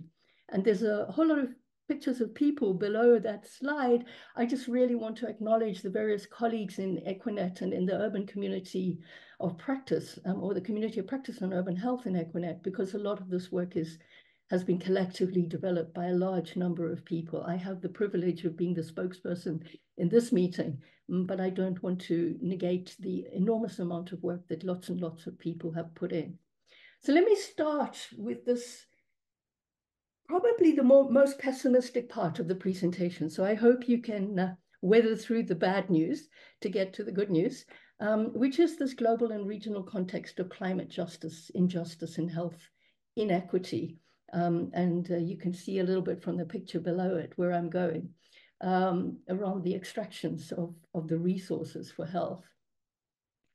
So, you know, we are not short of policy commitments to health equity and sustainable development. The previous speaker from Bhutan, Tandin, you know, was really talking about the sustainable development goals. And I think these goals are pretty admirable about ending poverty, ending hunger, ensuring healthy lives, universal health coverage, the basic social determinants in safe water, sanitation, clean energy, reducing air pollution, making cities inclusive and safe. And then, of course, the really important cross-cutting ones of combating inequality and climate change. We also have global declarations around primary health care. And in our region, primary health care is a very central policy initiative about moving beyond simply a discussion on health services to the socio-political drivers of health as part of what the health system should be looking at to promote health conducive environments. And we also have declarations on climate and health that have been signed by African countries as well, including to integrate health and food security into climate. And in our region, particularly in the Africa region, we have a similar levels of policy commitments around multi-sectoral strategies, participatory strategies for health and well-being. We have a declaration on health and environment that countries are forming a strategic alliance around, and declarations on health and nutrition. In fact, we have many declarations and policy commitments.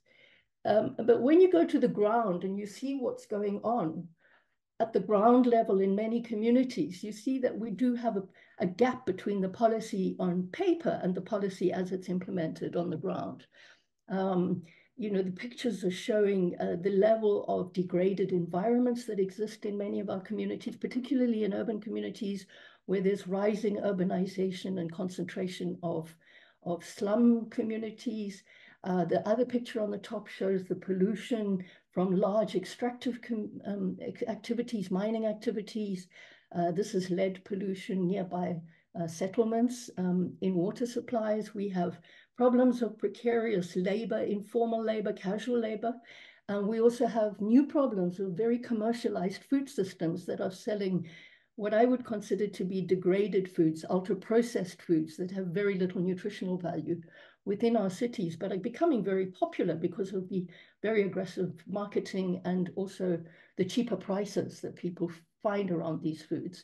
So the policy implementation gap is profound, and it's extremely profound within our urban areas. And underlying this, and I think many of the speakers in this conference have been raising this, is a neoliberal capitalism, a global capitalism that is driving pathways to this implementation gap, but also to inequities in health and well-being. Our region has a high level of expanded transnational corporate influence. And I will say a little bit more about that, but many, many large corporates, including from China, from Brazil, from the emergent economies operating in our region because of natural resources that exist, mineral and biodiversity resources that can be used in economies outside the region. We have therefore a high level of extractive natural resource depleting activity. We have insecure labor where the costs are externalized. And this grows from a long history of a migrant labor system that has been exacerbated by neoliberal policies. We are part of a global community where billionaire wealth is growing, where the top 1% of people pocket 63% of all wealth. And because of our engagement in the global economy, we are seeing the same inequalities replicating within our countries in the region.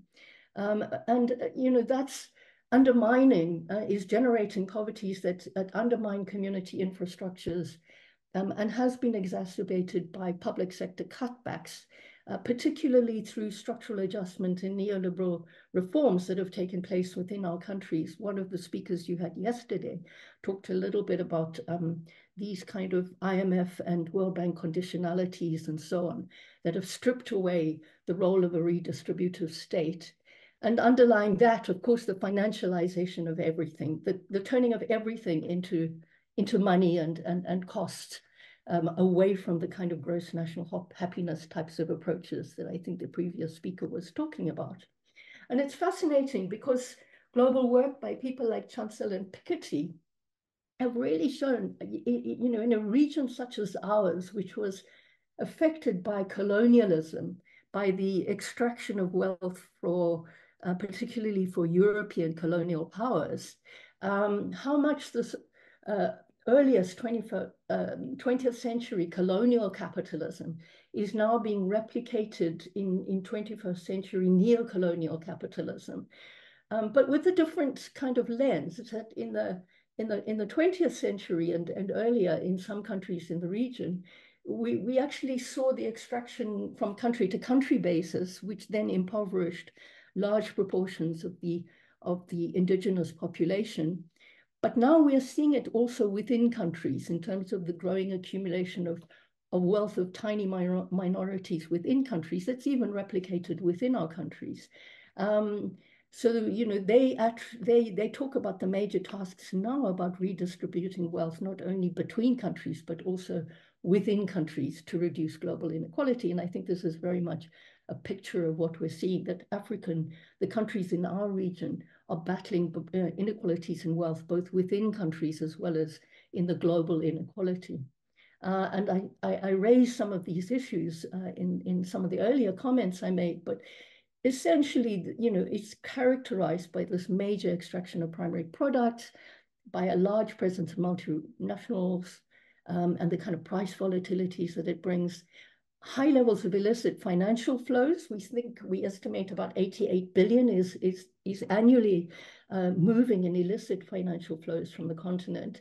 And then, of course, the uncosted levels of natural resource depletion and climate-related impacts.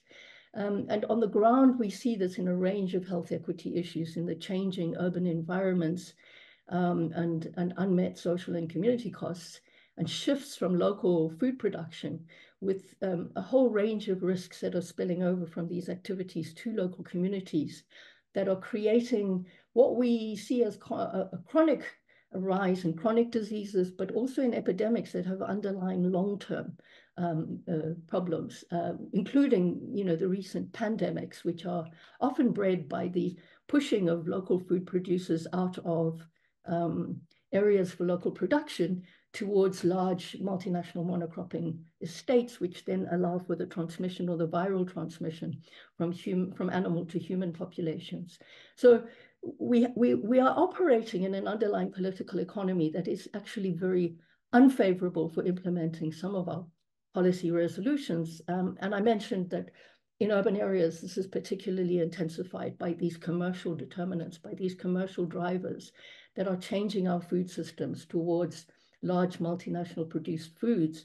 The picture that you see there, for example, is of vendors. We have a lot of informal vendors selling food within our cities who are offering free advertising to large corporates like Coca-Cola or Pepsi that you see there, and selling their products, while we also have people selling locally grown food, but with much poorer vending equipment and so on. So there's really aggressive marketing taking place, particularly in schools, which is something that we're really concerned about, because it means that children become the vector of ultra-processed foods into families, chips, sweets, fruits, buns, etc., but also, you know, using toys, etc. But then it means that, you know, we're going to see what's happened in the high-income countries, of the shift towards chronic conditions like diabetes and obesity and hypertension and other cardiovascular diseases towards earlier and earlier age groups in the 30s and 40s, rather than in the older age groups, which we've been traditionally been used to.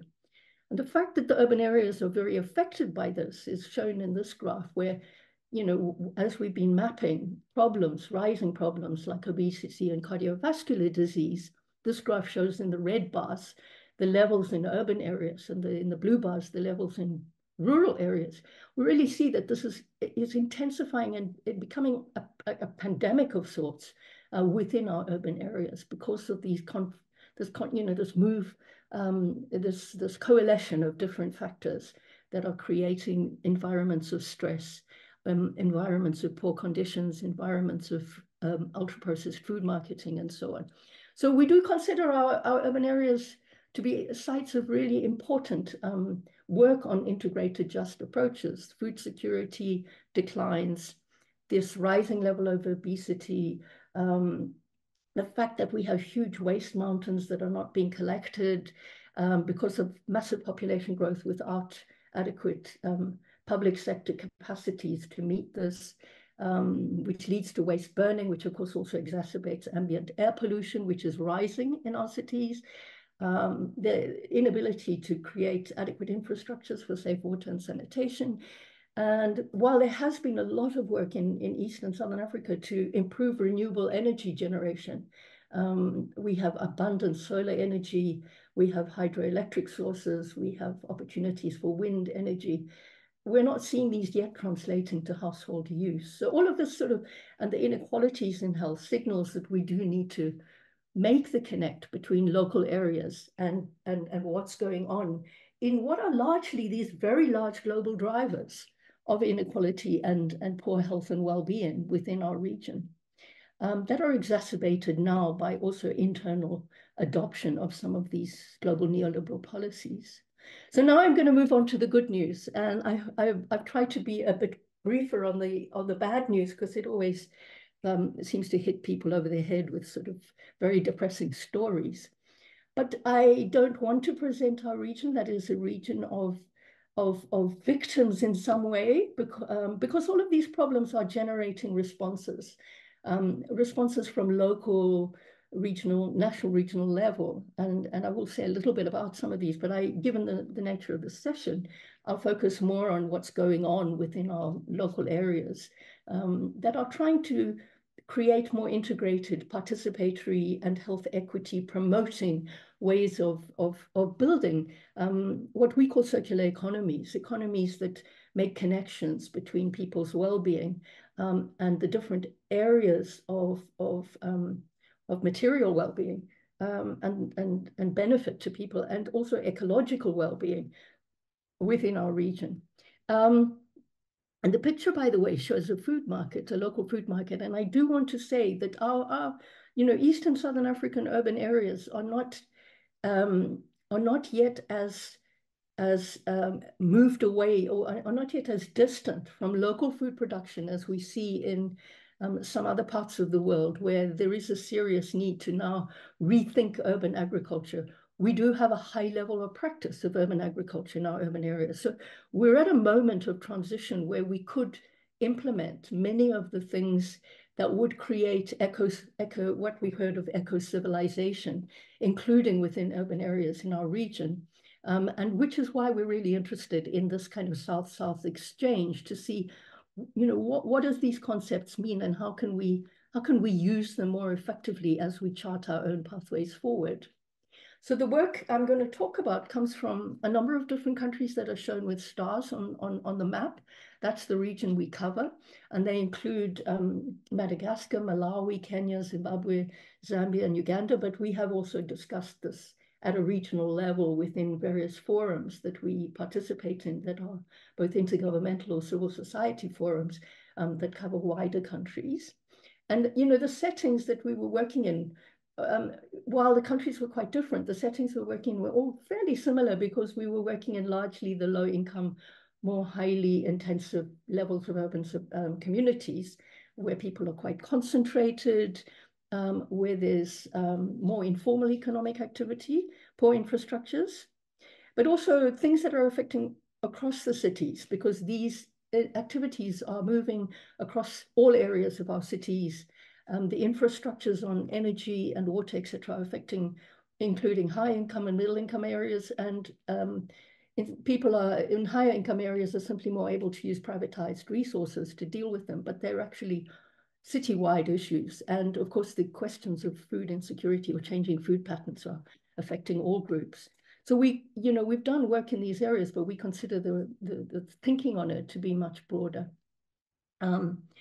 So just to reflect on some of the findings we have, and I'm going to use a mix of just various photographs that show snapshots, and again to say that these case studies of individual areas are more broadly documented, and you can find them on our website in different forms of technical documents, but also in photojournalism and so on. So if you're interested, please do visit the website for much more information than I can present.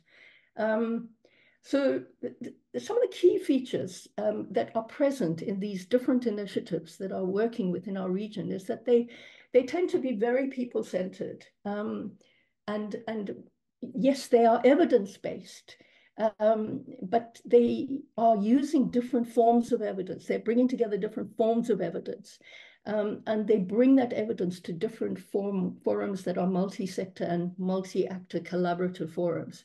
So just to explain, for example, we do know we are collecting data from routine data systems in our countries. We have demographic and health surveys, but we've often found that these don't get to the within area inequalities or the within area conditions, and they often don't represent some of the things that are going on within our urban areas. So we also have found that a lot of these initiatives use participatory tools like local watch activities or focus groups or photography or photo voice, community mappings, to bring information from local areas to combine together with this routine data, and then bringing this into various forums that are being set up.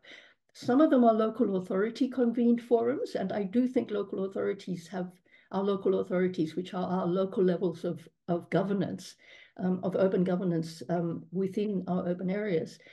They do have a very critical role to play. They are close to the people. They can bring sectors together. Work by the Commission on Social Determinants of Health and others have shown that these more intersectoral and integrated approaches don't work well at the national level, potentially even less so at a global level, because of the silos that have been built around interests. But very much at a local level, they start to take much more relevance because of the pressures from below on the multiple issues that people are engaging with, and the lack of such a strong siloed, because people are interacting informally and formally in different ways. But they also build new forums to discuss this information and to talk through these. And so many of these initiatives have either worked with the local authorities or created new forums to bring together stakeholders that are not always included in the more formal social policy or economic policy discussions or budget discussions, from informal vendors through to community groups, to community-based organizations, to ecological groups, etc., to actually bring ideas together. And that's generated some very interesting structures, like in Uganda and in Mbale, for example. They've set up local committees, but they've also set up a good food parliament in the cities that bring a huge number of stakeholders together, that are given a much wider opportunity for voice, that then gets taken to a local council that operates within the local authority to take response from those structures. And these coalitions have been really important, because what they do is, around this kind of evidence and more participatory forms of analysis and dialogue, they are able to move from vested interests of specific stakeholders to more shared goals and ideas, as a huge paradigm shift that either takes place during the process of working, but also that it helps to design processes that are much more inclusive of the different interests and the different conditions that exist, and that bring different ideas to the table, including local community ideas on what we should be doing. So one thing we find is that there's a huge amount of initiative taking place within local communities, but they also provide a way of reviewing progress. And actually, I flash again that picture that I showed earlier of the rubbish. This is within Kenya, in one of the informal settlements in Nairobi, and then working with these kind of processes of more community listening to evidence from communities to design initiatives. The second picture shows how that area has been totally transformed to create urban green spaces for community processes that are managed by the community for local urban agriculture or for energy generation or for community recreation or for schooling activities and so on. And I'll go into some of what these activities look like. But, you know, these mapping activities, and this is the kind of work that Konkowe Design Initiative are doing, for example, creates a more visual way that communities can engage with the sources of risk, which you can see mapped out in dots in the area, as well as, you know, where are people affected, where are the major areas that we need to be intervening around, but also in ways that the local authority can begin to engage with. They're used to seeing these GIS maps, but so too are the communities. We also link these activities. In Zambia, for example, they're linked to health literacy, where we use the word literacy deliberately because it's not about education alone, but it's about connecting education to the ability to act, the power to act on that information. So they have been connecting, working to build health literacy within communities in Lusaka, for example, where people then have skills on community photography so that they can bring evidence on what their conditions are within the urban area, and then they bring it into local health center committees where they plan budgets together with health workers to respond to some of these areas. And the bottom picture you can see is a massive activity of cleaning up the waste dumps in Lusaka as a key activity for addressing some of the growing vector-borne disease risks, including cholera risks within the city that was pretty endemic until some of these activities started to happen and have now been dealt with. Having said that, we still have high levels of cholera risk in some East and Southern African cities because of the problems of water supply systems. So the pictures here show some of these activities in progress, community evidence gathering, community social mapping, and the other picture on the top, the Good Food Parliament that I was talking about in Uganda, or in the other picture on the lower side, a local authority convened stakeholder dialogue in Kariba in Zimbabwe to discuss their integrated solid waste management program and draw ideas from different groups in the community. So there's a massive diversity of different kinds of participatory evidence gathering and participatory dialogue activities underway in these areas. And what is important is that they then are all generating these more holistic area-based link systems in the circular economy. So they tend to then be connecting across different sectors and different areas to address not single problems, but more multiple problems within these areas. They, for example, are linking 3 Rs, the 3 Rs of recycling, reducing, and reusing urban waste to remove the amount that's getting put into waste dumps, which have been around for, you know, decades, but are almost overloaded and poorly functional, with huge amounts of money having to go into dealing with these waste dumps, and often as a place of tendering, which get taken over and strip away the effective waste recycling from within local areas to, you know, much more integrated local waste recycling, reuse, and reduction activities. And one of the things that that's done is to reclaim vacant land within urban areas that can then be transformed into spaces for urban agriculture or for other urban activities, community activities. They tend to take this One Health whole of society approach. And I heard an earlier speaker in the conference talk about One Health as a way of integrating. And One Health is a very popular concept in our region. But they also use really innovative tools to transform our understanding away from the financialization. So for example, in Uganda, they speak about community-led agriculture banks. These are not banks that simply take money and make money out of money, but they are banks where we bank resources of different, where the communities across different parts of the cities and the country are banking other kinds of resources. So they bank ideas and share those. They bank skills. They provide opportunities for training programs. They bank local demonstration sites so people can come and see how something is going to work, such as vertical agriculture, hydroponics, or other things, which I'll share with you in a bit.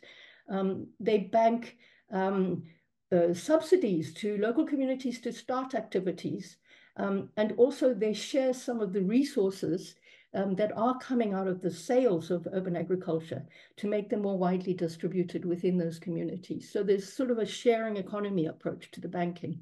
So they've taken the word bank and completely transformed how it's understood.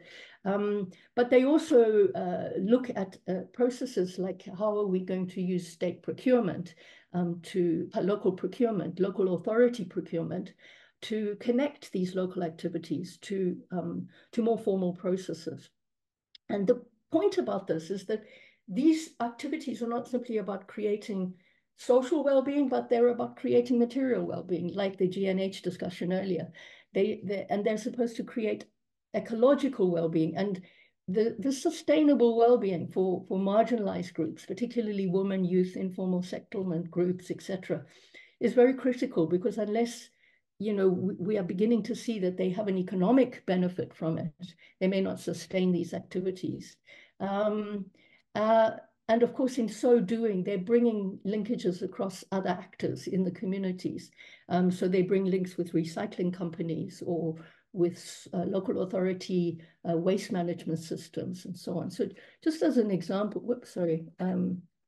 as an example of some of these, I'm not sure why I'm not able to progress this. Something is happening here. Sorry, let me just see what's going on here. Got it back. Okay, so just some photos of it is, for example, the community composting program. And, interestingly, I heard earlier on this idea of ecological civilization about no, I think it was in the Bhutan presentation about how we're not simply talking about individual well-being in these processes, we're talking about collective well-being. And this is very present in the work that's going on in these urban areas, where urban areas have become highly individualized, where they generate also collective well-being. So these are collective programs for example, recycling waste from waste dumps. And by collective programs, it means that health and safety issues can also be addressed within this. So as they're gathering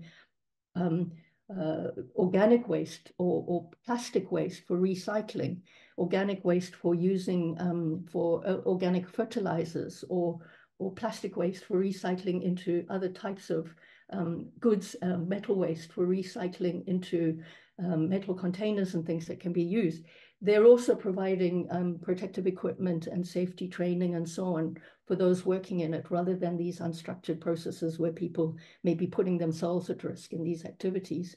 The other picture on the top there is from a food market, where they're working with the informal vendors in the food market to segregate waste. And I'll come on to why they're doing that in a second.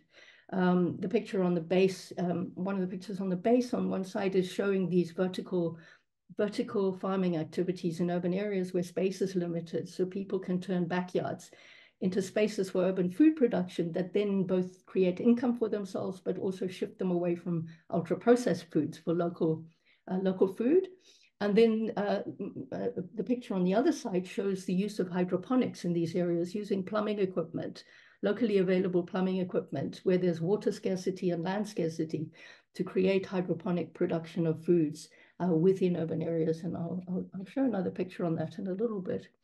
But what these things are doing, which is also fascinating, is changing what we mean by technology and its use within a circular economy. So they're all driving local technology innovations that are happening by linking local universities or technology groups, or even local informal activities or formal activities, to innovate around how do we make these processes work.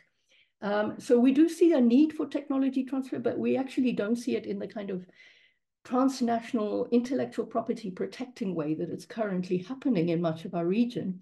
And I think we saw the debate on that around the COVID pandemic, where our region was heavily involved in pursuing the TRIPS waiver. But much more of this kind of technology bottom-up innovation, working with our own innovators that we have within our region. And we have seen a lot of technology innovation happening at different scale within these urban circular economy activities. For example, one of the pictures that you'll see on the top there is in the processing of organic bio-waste for urban agriculture, use of tumbler drums, which are very simple metal drums that can be easily found, that are then used to collect and put in urban waste, which are in the heat of our systems. You know, our economies, our climates are quite warm, can be then moved into urban organic fertilizers to fertilize soil rather than just create quick grow crops, but also making farmers now more economically able to do urban agriculture, because the cost of commercial fertilizers is very, very high. A lot of it is transnationally produced. But we also have things like you'll see in the picture on the bottom, like food processing equipment. This is a peanut butter processor, which is mechanical because electricity supplies are not sustained. So communities have insisted that we must have mechanical equipment. So what we start to see is this engagement between communities and technology producers around how to make things work in local areas.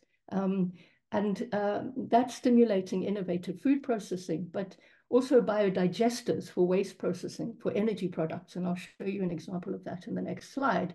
And, you know, this is not only happening locally, but it can then be translated at scale, such as you see in the picture in Uganda of the National Water and Sewerage Corporation, generating some of these technologies at scale for creating more urban fertilizers, organic fertilizers, and also energy from brick wastes, etc. So these activities are going on, but I'm going to come on to the issue about crossing the global gap.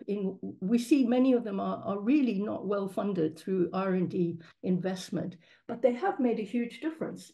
So the food market that I talked about earlier, where they're recycling, they're segregating waste from this food market, large urban food market in Lusaka, is then the organic waste is then, and there's a lot of organic waste from food markets, is then taken to a biodigester, which has been produced locally within Lusaka in public land near a school.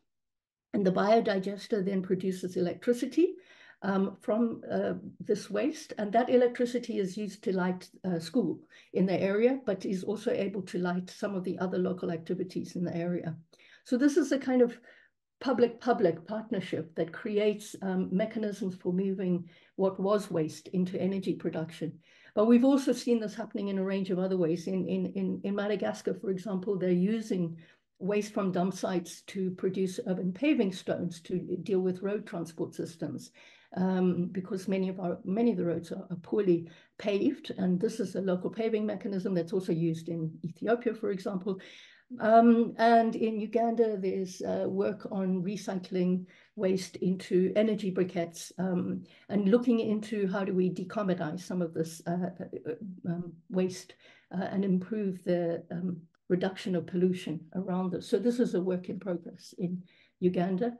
And here's the technology I was talking about earlier of the hydroponics, which is put on roofs in Kampala in an initiative that is being supported by an organization called Act Together in Uganda, working with communities across cities to enable local urban food production. So really simple equipment that is then able to turn into urban agriculture possibilities. So when we are talking about moving away from commercial foods, we are also talking about promoting alternatives.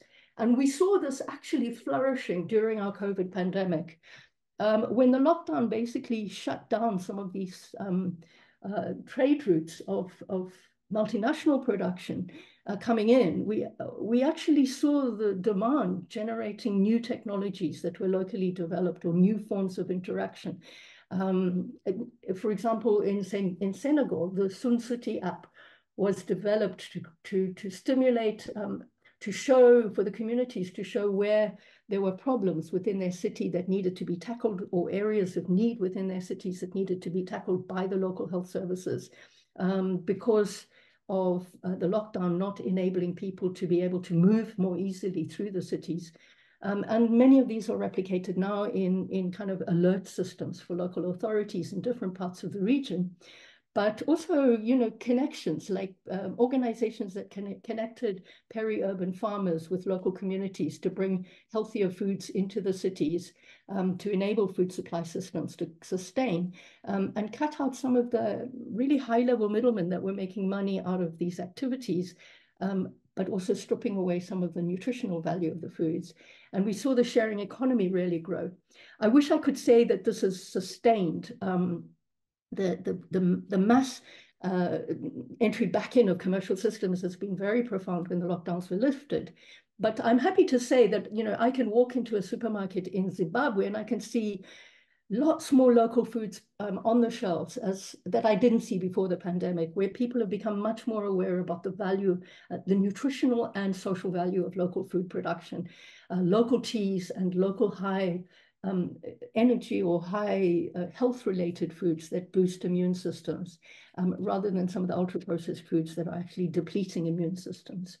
So these systems are actually really improving climate-related benefits. They're reducing air and water pollution. They're feeding waste into circular economies. They're reducing emissions from waste burning. They're stopping the flooding from drains being clogged by waste. They're enriching soil through organic fertilizer, enabling urban agriculture, linking to solar energy, climate proofing the structures that vendors are using, and creating local income. But what they've also been doing is building increased social respect for healthy ecosystems.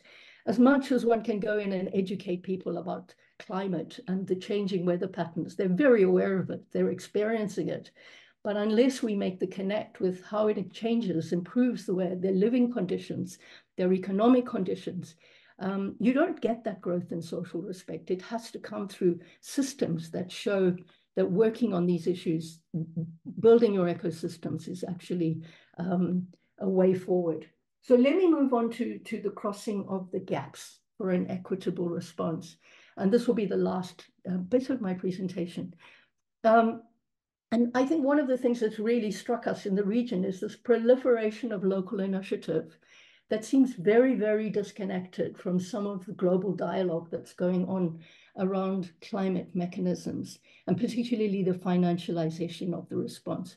And we see this in some of the challenges that these local areas are facing in terms of sustainable funding, or including funding for research and development for local technology, including from climate financing, but also, you know, the lack of uptake of good law and policy measures for things like urban agriculture, waste management, food processing, etc., to support these initiatives, and the continuing silos that persist between different sectors. And indeed, the resistance to change from the current winners of the system, including many of the transnational actors that are deriving enormous economic benefit. So some of the crossing of the gap, for us, we think that, you know, the evidence base is really critical, and it's in two domains to cross the gap. One is to really bring to global level, bring from local level to national level to regional level to global level, what is going on the ground. And that we think should be done in a way that the communities have a much stronger voice and driver of. An example that's shown on the slide, there is an example called Tutana Tazama, which is working in communities in South Africa around what's going on in the extractive sectors for communities around the large mines. And they are mapping the impact on the surrounding communities, because often the large mines are only dealing with their workers and not considering the impacts on the surrounding communities. And then bringing that to negotiation with the trade unions in the mines to make sure that they deal with some of these issues. And they say something which we think is really important, which is that continuous and critical watching is the first step in the continuous struggle for change. And we would agree with that bringing evidence to the table is a very important part of the process of this change, of crossing the gap.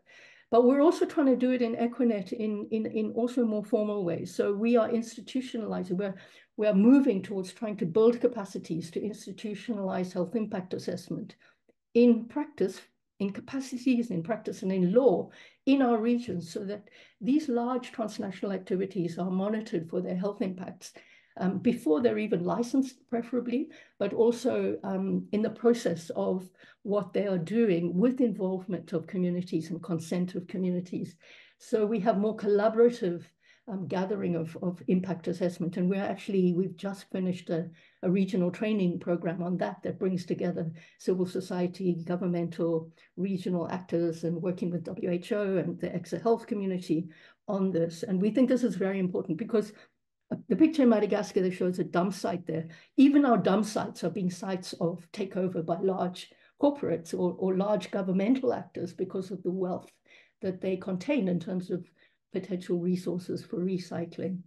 The other part of this global disconnect is crossing the gap, is to really overcome this global disconnect between what is going on people's actions in a whole range of different ways. And by the way, that's not just in our region, but in so many parts of the world, and the local actions that are taking place. And that's about the kinds of changes of systems and about the kind of changes of voice within these global platforms. So I'm just going to pick on one example of it because time isn't there to go into the multiple ways that African countries in our region are engaging on this, including on things like the intellectual property rights issues at the World Trade Organization or the Convention on Biodiversity and so on and so forth. It's a huge platform of intervention. But I just want to talk about climate financing and tax financing as one of the ways of where we have to cross the gap. Climate financing at the moment we would consider to be highly inequitable because the African estimate of annual financing need of $300 billion US, and by the way, Africa is a very small contributor to global emissions, but is also a very small recipient of any global flows, financial flows. Really, we're receiving only 10 to 12% of that amount of funds. And that doesn't consider some of the more proactive ways of using those funds. And the loss and damage fund, which was a huge part of the COP 27 and 28 discussion, just really hasn't materialized into meaningful resources. And the forms of climate financing that are being used, such as loans or overseas development aid or carbon markets or carbon debt for nature swaps are financializing climate financing in ways that were part of the problem of our global systems of financializing everything that are not translating into investments for these local initiatives. So African leaders in 2023 in Nairobi basically have called for a global carbon taxation regime that can implement carbon tax on fossil fuel trades, maritime transport and aviation, and a global financial transaction tax, so that this climate financing is both more equitable but also more predictable for our systems. And this reinforces other struggles that we are having on taxes that I don't have time to go into, but we have a paper which you can have a look at, which is included in BMJ Global Health, on how just the amount of tax we need to fund universal health coverage, for example, in our region, 36 billion, could be met by measures to cross some of the tax losses that we're experiencing through what we consider to be an inequitable tax system globally. Yes, we need to boost our tax capacity. That is one element. But if we were able to apply or to change the global tax rules to apply a minimum effective tax rate of 25% on multinationals and countries, all countries, so we're not competing around that, that would allow us to collect more tax revenue within our countries. And at the moment, that isn't being done, although there have been a tiny move in OECD to collect a little bit more money from the highest income transnationals, but it's not adequate. And if we were able to stop the illicit financial flows from commercial activities through much more global cooperation around transfer pricing, unequal contracts, eroding tax bases, etc., we would actually be able to meet that universal health coverage gap without having to apply for overseas development aid, without even applying what we know to be important taxes the African countries were raising about windfall taxes, fossil fuel taxes, and carbon taxes, which would bring in a huge amount more resources. So we're very happy that an African-led initiative at the United Nations last year, or in December 2022, basically called for tax architecture to be moved from high-income country OECDs, high and middle-income countries, towards the United Nations to democratize it. But the struggle ahead on that is really about now moving that forward into the tax system. At the same time, we know we need to reclaim our states. We need to make sure that money that does come in internationally or globally from these forms of financing come down to the kind of initiatives that are going on the ground that are more community-led, that stimulate more inclusive planning. And for us, that's about more internal work around tax revenue and tariff issues, resource allocation issues, using our state systems for the kind of tendering and procurement issues so that we bring in social tendering, we bring in blended funds, we bring in state procurement that stimulate these activities. And we change our laws to harmonize our laws. So we are not in our region, we are not competing with each other in the kind of spiral to the bottom, but we are enabling each other with the best possible practices, including our laws around health impact assessment, but also creating regional knowledge hubs. And this is where we see very good opportunity for South-South cooperation, for learning exchanges. And again, of course, in regionally engaging global regimes, which I think the Africa Group in Geneva have been very active in, but where again, we are really benefiting from and would see much more could be happening inside the BRICS to connect things like the discussion on the global finance system to how we then move to creating a more enabling environment for these local activities.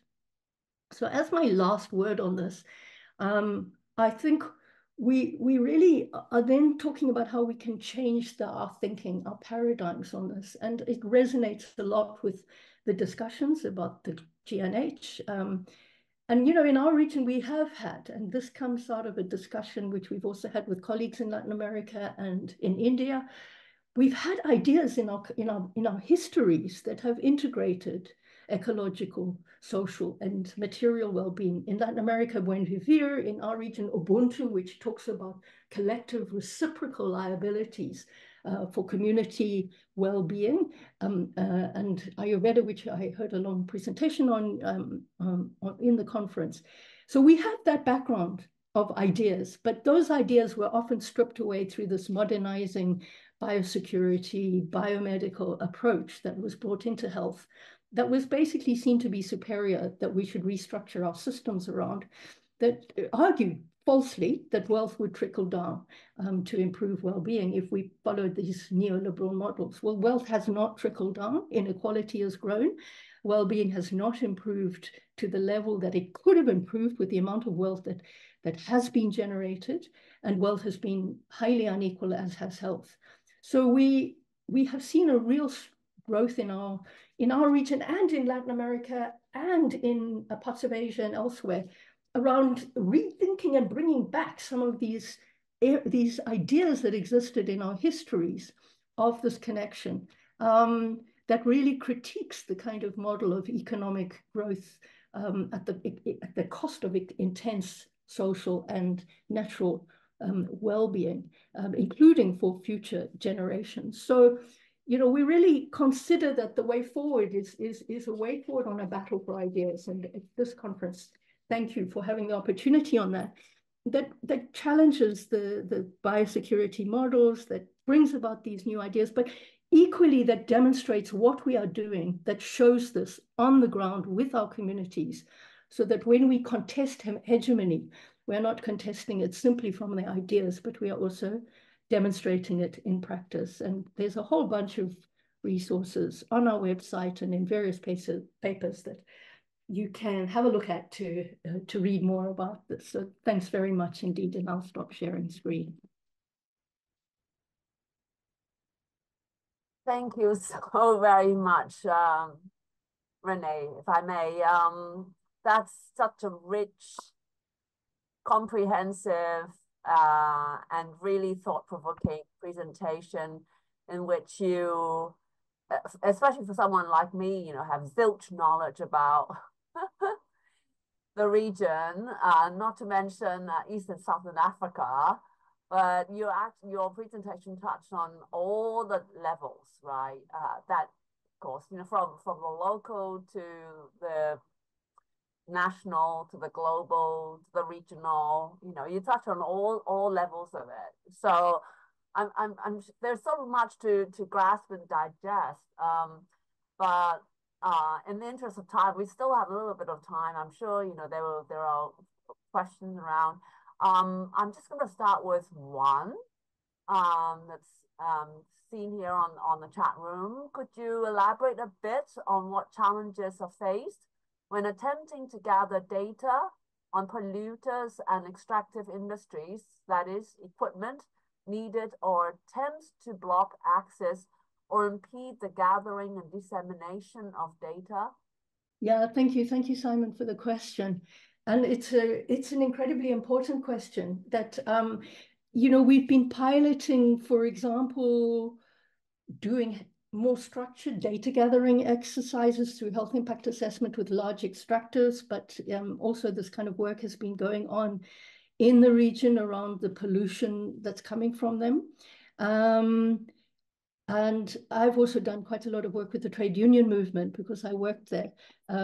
So two issues around that. Firstly, you know, the quantitative data that we might collect through equipment, and I'll come back to that, is often linked to the methods that we use for participatory action research, where we connect evidence gathering to organizational forms like civil society or trade union or multi-stakeholder forms, because we consider that the data on its own doesn't speak for itself. The people must organize and speak for the data. So the power that lies behind the evidence is through the process through which you gather that information. And participatory action research processes have been used globally in Latin America, in Europe, in Asia, and in Africa, linking to these organizational structures that can help to sustain and bring that kind of data into negotiating platforms. So that's one point I want to make, is that the process matters as well. But we have also trained local community actors, workers in workplaces, but also communities around workplaces to use occupational hygiene equipment, to use water testing equipment, etc., to have community monitors. We're now interested in doing work on air pollution monitoring, because there's a myth that our cities are clean until they are proved unclean. And then to link the data that's found on that with some of the more citywide or sometimes national-wide pollution monitoring activities. So part of it is also to put these technologies into the hands of workers. And we know the technologies are there. You know, our struggle is actually to acquire them, because they are a cost to us and it's difficult to acquire them. And the training is not a problem. We have lots of ways of training people. We have good networks on it. So the skills building is not the problem. The problem is to get the technologies. And I do need to say, we're having a discussion, for example, with the urban councils in Zimbabwe and Uganda, because our local authorities also don't have adequate technologies to do, for example, testing of foods, to assess transnationals around the quality of what they're saying are in their foods. And a lot of their foods are not adequately labeled because of liberalized marketing. So you know, we are using these things and complementing them with local processes. But we do have a technology gap, and I wish whether it was our climate financing or other kinds of South-South solidarity would help bring some of these technologies into our countries. We would be happy to take that dialogue forward. Well, I suppose this is the platform, the forum. Yeah. I mean, of course, it's also another, you know, level of community building, right? Where we absolutely, you know, yeah, we share challenges, we share, you know, knowledge, wisdom, yeah, and we do see if we can actually, you know, yeah, collaborate in some ways. And research is definitely such a powerful thing too.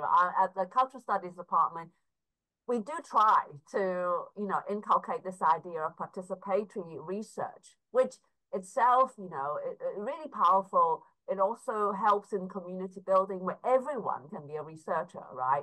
I mean, you know, this is also going to be empowerment for marginalized groups. I mean, housewives, you know, everyone can be a absolutely researcher, right? If you just start to look around, you know, you start to be observant, you'll find something, right?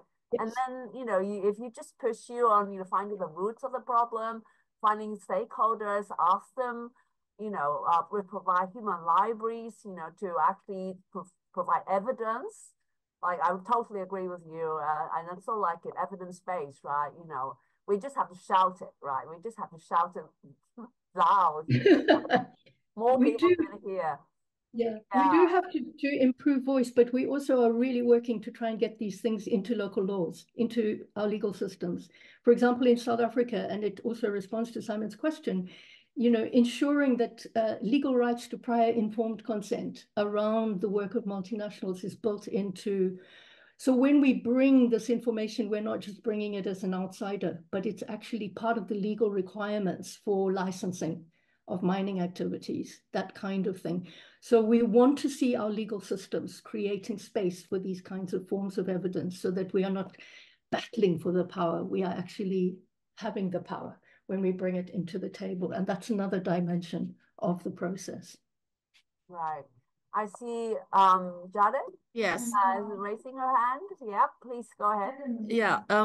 In our experience, due to COVID-19, and we try to revisit the importance of the TCM, traditional Chinese medicine. So I would like to ask whether any experiment of revisiting or regenerate the traditional medicine in Africa or in the areas that you are familiar with.